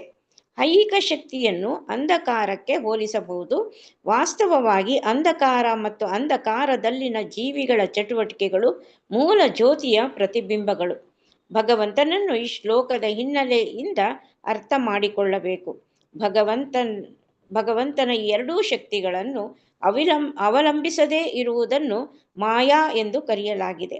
ಕೇವಲ ಜ್ಯೋತಿಯ ಪ್ರತಿಬಿಂಬದಿಂದ ಅಜ್ಞಾನಾಂಧಕಾರಕ್ಕೆ ಪರಿಹಾರ ಕಂಡುಕೊಳ್ಳಲಾಗದು. ಅದೇ ಪ್ರಕಾರ ಸಾಮಾನ್ಯ ಮನುಷ್ಯನ ಪ್ರತಿಬಿಂಬಿತ ಪ್ರಕಾಶದ ನೆರವು ಪಡೆದ ಯಾರೊಬ್ಬರು ಐಹಿಕ ಅಸ್ತಿತ್ವದಿಂದ ಹೊರಬರಲಾರರು. ಯಾರೇ ಆದರೂ ಮೂಲ ಜ್ಯೋತಿಯಿಂದಲೇ ಬೆಳಕನ್ನು ಪಡೆದುಕೊಳ್ಳಬೇಕು. ಕತ್ತಲೆಯಲ್ಲಿ ಸೂರ್ಯನ ಬೆಳಕಿನ ಪ್ರತಿಬಿಂಬವು ಕತ್ತಲೆಯನ್ನು ಹೊರಗಟ್ಟಲಾರದು. ಆದರೆ ಪ್ರತಿಬಿಂಬದ ಹೊರಗಿರುವ ಸೂರ್ಯ ಪ್ರಕಾಶವು ಕತ್ತಲೆಯನ್ನು ಸಂಪೂರ್ಣವಾಗಿ ನಿವಾರಿಸಬಲ್ಲದು. ಕತ್ತಲೆಯಲ್ಲಿ ಯಾರೊಬ್ಬರೂ ಕೊಠಡಿಯೊಳಗಿನ ಪದಾರ್ಥಗಳನ್ನು ನೋಡಲಾಗದು. ಕತ್ತಲೆಯಲ್ಲಿರುವ ವ್ಯಕ್ತಿಯು ಅವುಗಳು ಅಲ್ಲಿರದಿದ್ದರೂ ಹಾವು ಚೇಳುಗಳಿಗೆ ಹೆದರುತ್ತಾನೆ. ಆದರೆ ಬೆಳಕಿನಲ್ಲಿ ಕೊಠಡಿಯಲ್ಲಿರುವ ಎಲ್ಲ ಪದಾರ್ಥಗಳನ್ನು ಸ್ಪಷ್ಟವಾಗಿ ನೋಡಬಹುದು ಹಾಗೂ ಹಾವು ಚೇಳುಗಳ ಭಯವೂ ಕೂಡಲೇ ನಿವಾರಣೆಯಾಗುತ್ತದೆ. ಆದ್ದರಿಂದ ಯಾರೇ ಆದರೂ ಭಗವದ್ಗೀತೆ ಅಥವಾ ಶ್ರೀಮದ್ ಭಾಗವತದಲ್ಲಿ ಇರುವಂತೆ ಭಗವಂತನ ಬೆಳಕಿನ ಆಶ್ರಯವನ್ನು ಪಡೆಯಬೇಕೇ ಹೊರತು ಭಗವಂತನ ಅಸ್ತಿತ್ವದಲ್ಲಿ ನಂಬಿಕೆ ಇಲ್ಲದೆ ಇರುವಂತಹ ವ್ಯಕ್ತಿಯಿಂದ ಯಾರೊಬ್ಬರೂ ಭಗವದ್ಗೀತೆ ಅಥವಾ ಶ್ರೀಮದ್ ಭಾಗವತದ ಶ್ರವಣ ಮಾಡಬಾರದು. ಅಂಥ ವ್ಯಕ್ತಿಯು ಈಗಾಗಲೇ ನಾಶವಾಗಿರುತ್ತಾನೆ.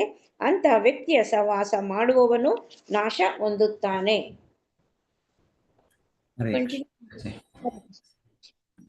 ಸೊ ಇಲ್ಲಿ ಮತ್ತೆ ಇದು ಹೇಳ್ತಾ ಇರೋದಿಲ್ಲಿ ಈ ಭ್ರಾಂತಿ ಶಕ್ತಿ, ಇದರ ವಿವರಣೆ,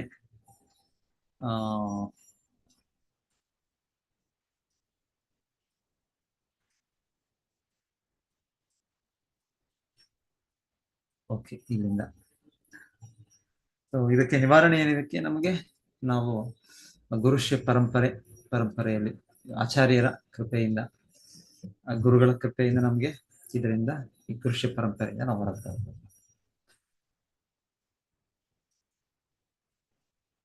ಸೊ ಇಲ್ಲಿ ಬ್ರಹ್ಮನಿಂದ ಬಂದ ಪರಂಪರೆ, ಅರ್ಜುನನಿಂದ ರೀತಿಯಲ್ಲಿ ಬರೋ ಪರಂಪರೆ. ಒಂದು ರೀತಿ ಅರ್ಜುನ ಹೇಳ್ತಾರೆ ಡಿಸೈಪ್ಲಿಕ್ ಸಕ್ಸೆಷನ್ ಅಂದ್ರೆ ಡಿಸೈಪ್ಲಿಕ್ ಕನ್ಕ್ಲೂಷನ್ ಅಂತ ಶ್ರೀಲ ಪ್ರಭುಪಾದರು ಒಂದ್ ಕಡೆ. ಯಾಕಂದ್ರೆ ಹೇಗೆ ಇದು ಕೃಷ್ಣನ ಅರ್ಜುನನಿಗೆ ಹೇಳ್ತಾರೆ, ನಿನ್ನ ಹಿಂದೆ ಭಗವದ್ಗೀತೆಯ ಇದು ತಪ್ಪು ಇದಾಗಿತ್ತು, ಸೂರ್ಯದೇವನಿಗೆ ಹೇಳಿದೆ, ಸೂರ್ಯದೇವನಿಂದ ಮನುವಿಂದ ಇಕ್ಷ್ವಾಕು, ಹಾಗೆ ರಾಜರ್ಷಿಗಳು ಒಬ್ಬರಾದ್ಮೇಲೆ ಬರ್ತಾ ಇದ್ರು. ಆದ್ರೆ ಕಾಲ ಸಮಯದಲ್ಲಿ ಅದರ ಜ್ಞಾನ ನಾಶ ಆಯ್ತು. ಈಗ ನಿನ್ನನ್ನು ಮುಂದೆ ಇಟ್ಟು ಹೊಸ ಪರಂಪರೆಯನ್ನು ಸೃಷ್ಟಿ ಮಾಡ್ತೇನೆ. ಸೊ ಆ ರೀತಿಯಲ್ಲಿ ಈಗ ಅರ್ಜುನ ಆದ್ಮೇಲೆ ಅರ್ಜುನ ಯಾರಿಗೆ ಹೇಳಿದ್ರು ಇದು? ಸೊ ಅರ್ಜುನನಿಂದ ಯಾರಿಗೆ ಮತ್ತೆ ಬಂತು? ಹಾಗೆ ಅಂತಲ್ಲ, ಅದು ಹಾಗೆ ಇದೆ. ಹೌದು, ಅರ್ಜುನ ಯಾರಿಗೂ ಇನ್ನು ಆತರ ಹೇಳಿದ್ದು ನಾವು ಕೇಳೋದಿಲ್ಲ. ಭಗವದ್ಗೀತೆ ಕೃಷ್ಣನಿಂದ ನಾನು ಕೇಳಿದೆ, ಈಗ ಅರ್ಜುನ ನೆಕ್ಸ್ಟ್ ಏನಿವೆ. ಸೊ ಆದರೆ ಒಂದ್ ರೀತಿ ಹೇಳ್ತಾರೆ ಅರ್ಜುನನಿಗೆ ಕೂಡ ಒಂದ್ ಕಡೆ ಎಕ್ಸ್ಪ್ಲನೇಷನ್ ಶ್ಲೋಕ ಕೊಡೋದು ವೇದವ್ಯಾಸರು ಒಂದು ರೀತಿಯ ಸಂಬಂಧ ಇದೆ ಅವರಿಗೆ, ಸತ್ಯವತಿ ಆ ರೀತಿಯ ಒಂದು ಸಂಬಂಧ ಇದರಿಂದ ನಾವು ಇಲ್ಲ ಅಂದ್ರೆ ಇದು ಡಿಸೈಪ್ಲಿಕ್ ಸಕ್ಸೆಷನ್ ಅಂದ್ರೆ ಡಿಸೈಪ್ಲಿಕ್ ಕನ್ಕ್ಲೂಷನ್, ಗುರುಶ್ಯ ಪರಂಪರೆಯ ನಿರ್ಣಯ, ಕನ್ಕ್ಲೂಷನ್, ಸಾರ ಅದೇನಿದೆ ಅದು ಮುಖ್ಯ ವಿಷಯ. ಈಗ ಅರ್ಜುನನು ಹೇಗೆ ಅರ್ಥ ಮಾಡ್ಕೊಂಡೆ ಭಗವದ್ಗೀತೆಯಲ್ಲಿದೆ 10ನೇ ಅಧ್ಯಾಯದಲ್ಲಿ ಪರಂ ಬ್ರಹ್ಮ ಪರಂ ಧಾಮ ಪರಮಂ ಭವ. ಸೊ ಅದರ ಇದಾಗಿ ಎಕ್ಸ್ಪ್ಲನೇಷನ್ ಇರುತ್ತೆ, ಅದು ನಿಜವಾದ ಗುರುಶ್ಯ ಪರಂಪರೆ. ಸೊ ಈ ತರ ನೆಕ್ಸ್ಟ್ ಅರ್ಜುನಿಂದ ಏನ್ ಬರ್ಲಿಲ್ಲ ಅಂತ ಅದು ಅಲ್ಲಿ ನಿಂತೋಯ್ತು ಆ ಪರಂಪರೆ ಇಲ್ವಾ ಅಂತ, ಹಾಗಲ್ಲ. ಅದಿದೆ ಬ್ರಹ್ಮನಿಂದ, ನಾರದರಿಂದ, ವ್ಯಾಸರಿಂದ, ಮಧ್ವಾಚಾರ್ಯರು, ಹೀಗೆ ಇಲ್ಲ ಬೇರೆ ಬೇರೆ ಪರಂಪರೆ, ಶ್ರೀ ಪರಂಪರೆ, ಕುಮಾರ ಪರಂಪರೆ, ರುದ್ರ ಪರಂಪರೆ ಅಲ್ಲಿ ಬರುತ್ತೆ. ಆದ್ರೆ ಆ ನಿರ್ಣಯಗಳೇನಿದೆ, ಕೃಷ್ಣನು ಏನ್ ತಿಳಿಸ್ಬೇಕು ಅಂತ ಹೊರಟರು ಭಗವದ್ಗೀತೆ, ಏನು ಅರ್ಜುನನು ಅರ್ಥ ಮಾಡ್ಕೊಂಡ, ಅದನ್ನು ಈ ಪರಂಪರೆ ಯಾವುದು ಬೇರೆ ಪರಂಪರೆಯಲ್ಲೂ ಕೂಡ ಇದೇ ವಿಷಯ, ಇದೇ ಒಂದು ಸತ್ಯವನ್ನು ಪ್ರತಿಪಾದಿಸ್ತಾರೆ. ಅದು ಡಿಸೈಬಲ್ ಸಕ್ಸೆಷನ್ ಅಂದ್ರೆ ಡಿಸೈಬಲ್ ಕನ್ಕ್ಲೂಷನ್, ಗುರುಶ್ಯ ಪರಂಪರೆಯ ನಿರ್ಣಯ, ಅದರ ತತ್ವದ ನಿರ್ಣಯ ಅದು. ಸೊ ಭಗವದ್ಗೀತೆಯಲ್ಲಿ ಕೃಷ್ಣ ಏನ್ ಹೇಳ್ತಾರೆ, ಎಲ್ಲವೂ ನನ್ನಿಂದಲೇ ಬಂತು, ನಾನೇ ಎಲ್ಲದರ ಮೂಲ. ಇದನ್ನು ತಿಳಿದವರು ಅವರು ಶುದ್ಧ ಭಕ್ತರಾಗಿ ನನ್ನ ಭಕ್ತಿ ಸೇವೆಯಲ್ಲಿ ತೊಡಗುತ್ತಾರೆ. ಮತ್ತೆ ಆಯುರ್ವೇದದಿಂದನೂ ಒಂದು ಮಾತು ಹೇಳ್ತಾ ಇದ್ದಾರೆ. ಆಯುರ್ವೇದ ಅದು ತುಂಬಾ ಹಳೆಯ ವೈದ್ಯಶಾಸ್ತ್ರ, ಅದು ವೈದ್ಯ ನಾರಾಯಣ ಹರಿ. ಸೊ ಅದರಲ್ಲೂ ಏನ್ ಹೇಳ್ತಾ ಇದ್ದಾರೆ, ಅದರಲ್ಲಿ ಭಗವಂತನೇ ಅವನೊಬ್ಬನೇ ಎಲ್ಲ ಜಗತ್ತಿಗೆ ಕಾರಣಕರ್ತ, ಅವನಿಂದಲೇ ಇವೆಲ್ಲವೂ ಜಗತ್ತು ಬಂದದ್ದು. ಸೊ ಅವನ ಒಂದು ಶಕ್ತಿ ಅದು ಪ್ರಕೃತಿಯಾಗಿ ಕೆಲಸ ಮಾಡುತ್ತೆ, ಮತ್ತೆ ಅದೊಂದು ಪ್ರತಿಬಿಂಬ. ಸೊ ಪ್ರಭುಪಾದರು ಈ ಪ್ರತಿಬಿಂಬ ಅನ್ನೋ ಇದಕ್ಕೆ ಬಹಳ ಇದು ಕೊಡ್ತಾ ಇದ್ದಾರೆ. ಸೊ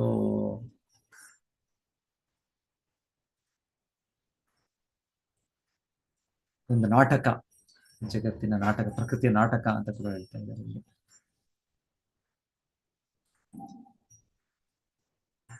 ಆಮೇಲೆ ಇನ್ನೊಂದು ಉದಾಹರಣೆ ಬೆಂಕಿ ಮತ್ತೆ ಶಾಖ.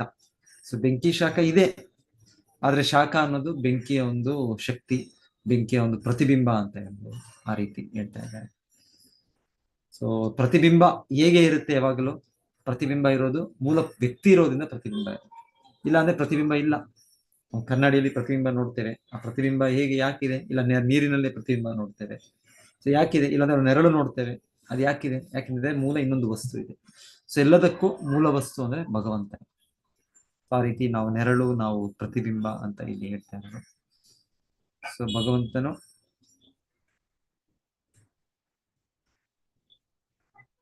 ಸೊ ಎಲ್ಲವೂ ಕೂಡ ಕೃಷ್ಣನ ಕೃಷ್ಣನ ಮೇಲೆ ಅವಲಂಬಿಸಿದೆ.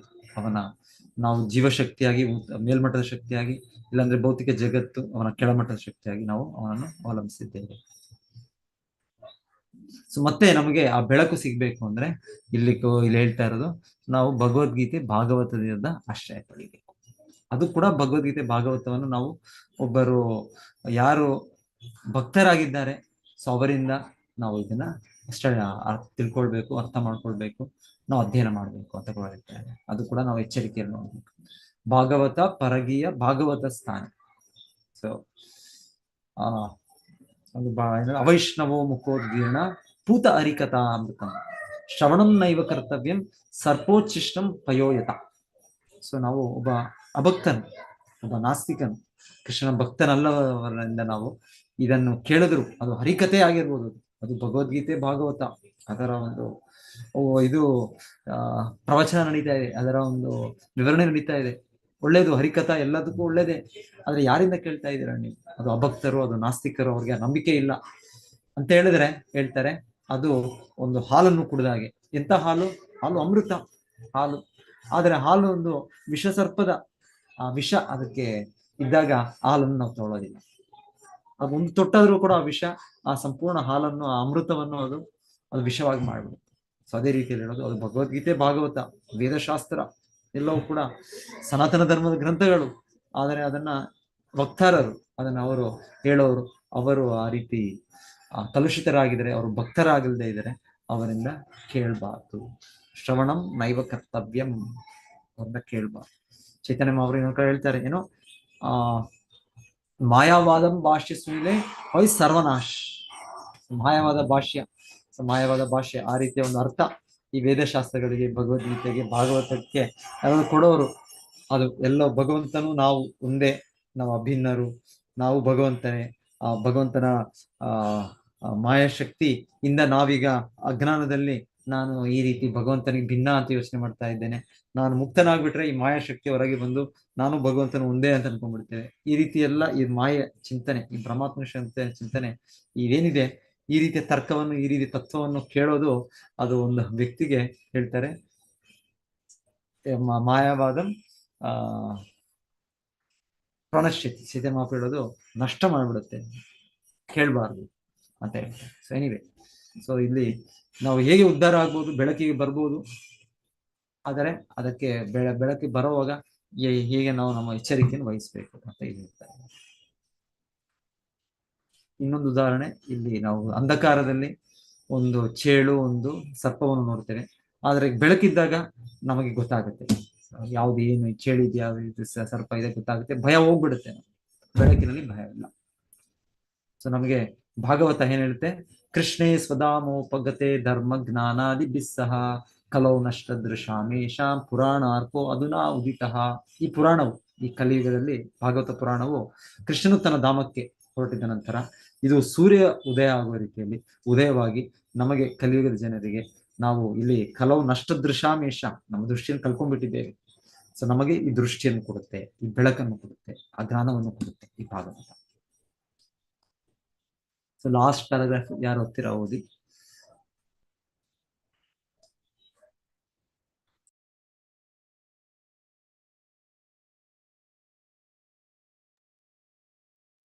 ಓದ್ಲಾ ಪ್ರಭುಜಿ? ಓದ್ಲಾ ಪ್ರಭುಜಿ? ಯಾರು ಓದ್ತಾ ಇಲ್ಲ. ಹರೇ ಕೃಷ್ಣ ಪ್ರಭುಜಿ.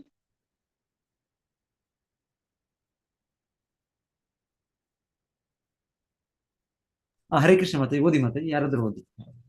ಪದ್ಮಪುರಾಣದ ಪ್ರಕಾರ ಐಹಿಕ ವ್ಯಾಪ್ತಿಯಲ್ಲಿ ಅಸಂಖ್ಯಾತ ಬ್ರಹ್ಮಾಂಡಗಳಿದ್ದು ಅವೆಲ್ಲವೂ ಅಂಧಕಾರಮಯವಾಗಿವೆ. ಬ್ರಹ್ಮರಿಂದ ಹಿಡಿದು ಅಸಂಖ್ಯಾತ ಬ್ರಹ್ಮಾಂಡಗಳಲ್ಲಿ ಅಸಂಖ್ಯಾತ ಬ್ರಹ್ಮರುಗಳಿದ್ದಾರೆ. ಬ್ರಹ್ಮರಿಂದ ಹಿಡಿದು ಕ್ಷುದ್ರ ಇರುವೆಯವರೆಗೆ ಎಲ್ಲ ಅಂಧಕಾರದಲ್ಲೇ ಹುಟ್ಟಿದ್ದಾರೆ ಮತ್ತು ಸೂರ್ಯನ ನೇರ ಬೆಳಕಿನಿಂದಲೇ ಸೂರ್ಯನನ್ನು ಕಾಣಬಹುದಾದಂತೆ ಭಗವಂತನನ್ನು ಪ್ರತ್ಯಕ್ಷ ನೋಡಲು ಅವರಿಗೆಲ್ಲ ಭಗವಂತನ ನೈಜ ಪ್ರಕಾಶದ ಅಗತ್ಯವಿದೆ.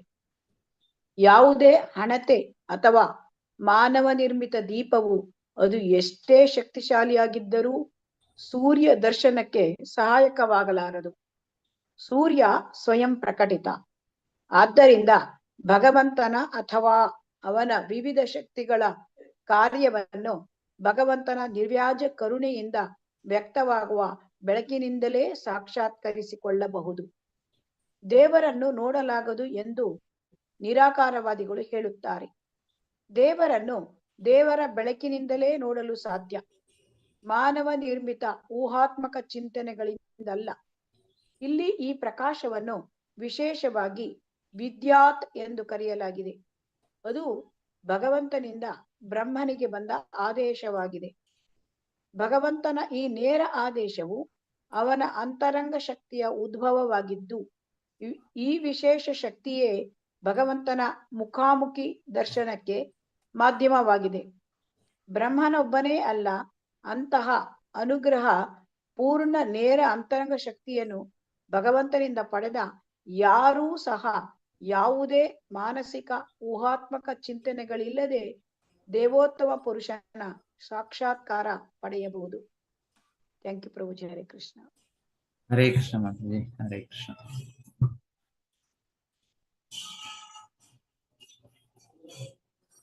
ಸೊ ಇದೆಲ್ಲವೂ ನಾವು ಸರಿಯಾಗಿ ಅರ್ಥ ಮಾಡ್ಕೊಳ್ಬೇಕು ಅಂದ್ರೆ ಭಗವಂತನು ತನ್ನ ನಿರ್ವೇಜ ಕೃಪೆಯಿಂದ ಕೊಡುವ ಬೆಳಕು, ಅದರಿಂದ ಅರ್ಥ ಮಾಡ್ಕೊಳ್ಳೋದು.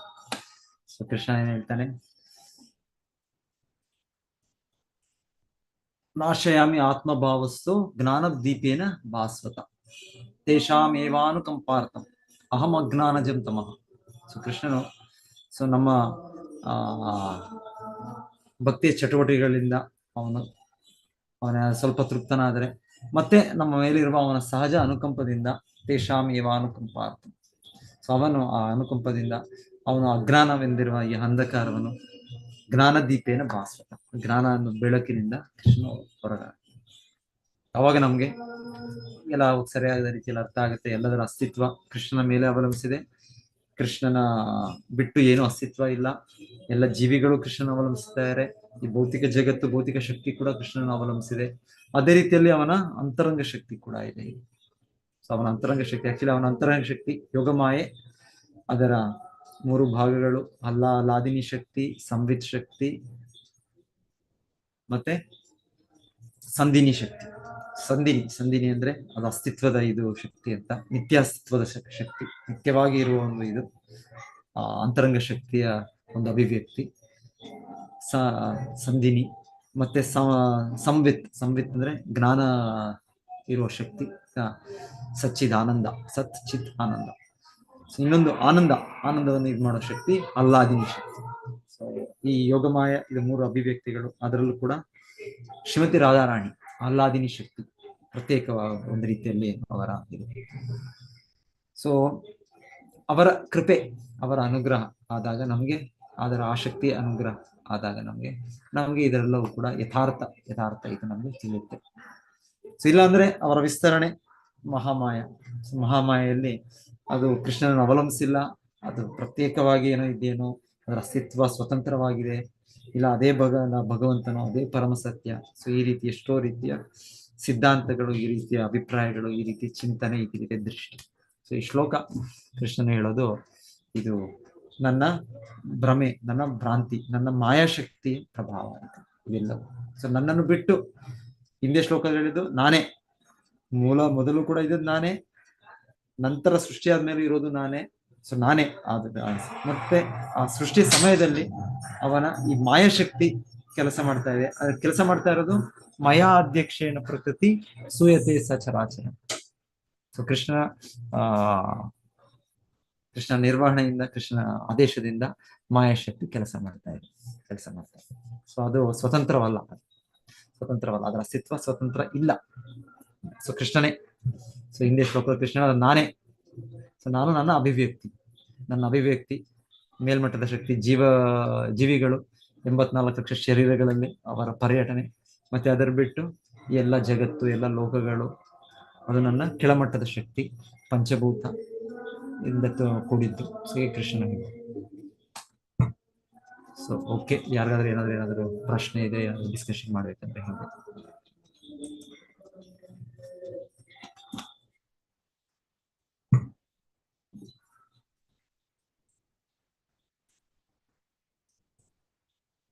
ಸೊ ಮಾತಾಜಿ ಅಟೆಂಡೆನ್ಸ್ ಹಾಕಿದ್ದಾರೆ. ಸೊ ಯಾರು ಹಾಕಿ ಎಂಟ್ರಿ ಮಾಡಿಲ್ಲ ಎಂಟ್ರಿ ಮಾಡ್ಬೋದು.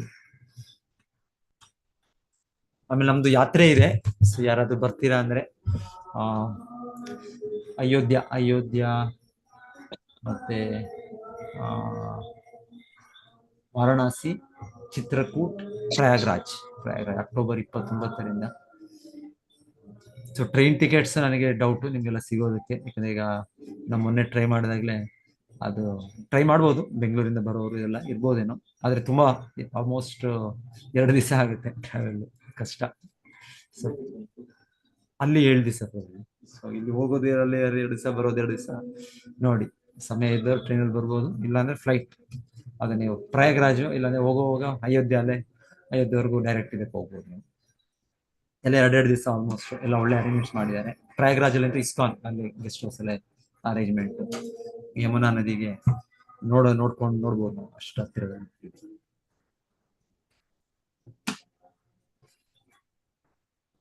ಓಕೆ ಪ್ರಭುಜಿ, ಮತ್ತೆ ನಿಮ್ದು ಇದೆಲ್ಲ ವರ್ಕ್ ಆಗ್ತಾ ಇಲ್ಲ ಪ್ರಭುಜಿ.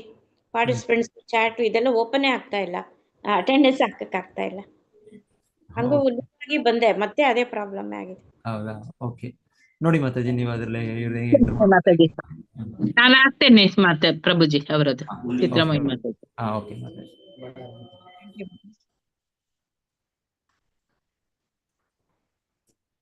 ಎಲ್ಲ ಅಯೋಧ್ಯೆಗೆ ಇದೆ ನಮ್ದು. ಓಕೆ ಮಾತಾಜಿ, ನಾನು ಇವತ್ತು ಎಕ್ಸಿಟ್ ಆಗ್ತೇನೆ. ಪ್ರಭುಜಿ ಇದು ಕ್ಲಾಸ್ ಇದೆ, ರಾಧಾಷ್ಟಮಿ ವಿಶೇಷ class. So Mataji attendance link ಇನ್ನೊಂದ್ಸರಿ ಹಾಕ್ತೀರಾ? ಪ್ರಭುಜಿ ಮೊಬೈಲ್ ಅಲ್ಲಿ ಎಂಟರ್ ಆಗ್ಬೋದಾ ನೀವು? ನೋಡಿ ಒಂದ್ಸಲ ಮಾತಾಜಿ ಹಾಕ್ಬಿಡಿ. ಕಮಲಾ ಎಸ್ ಭಟ್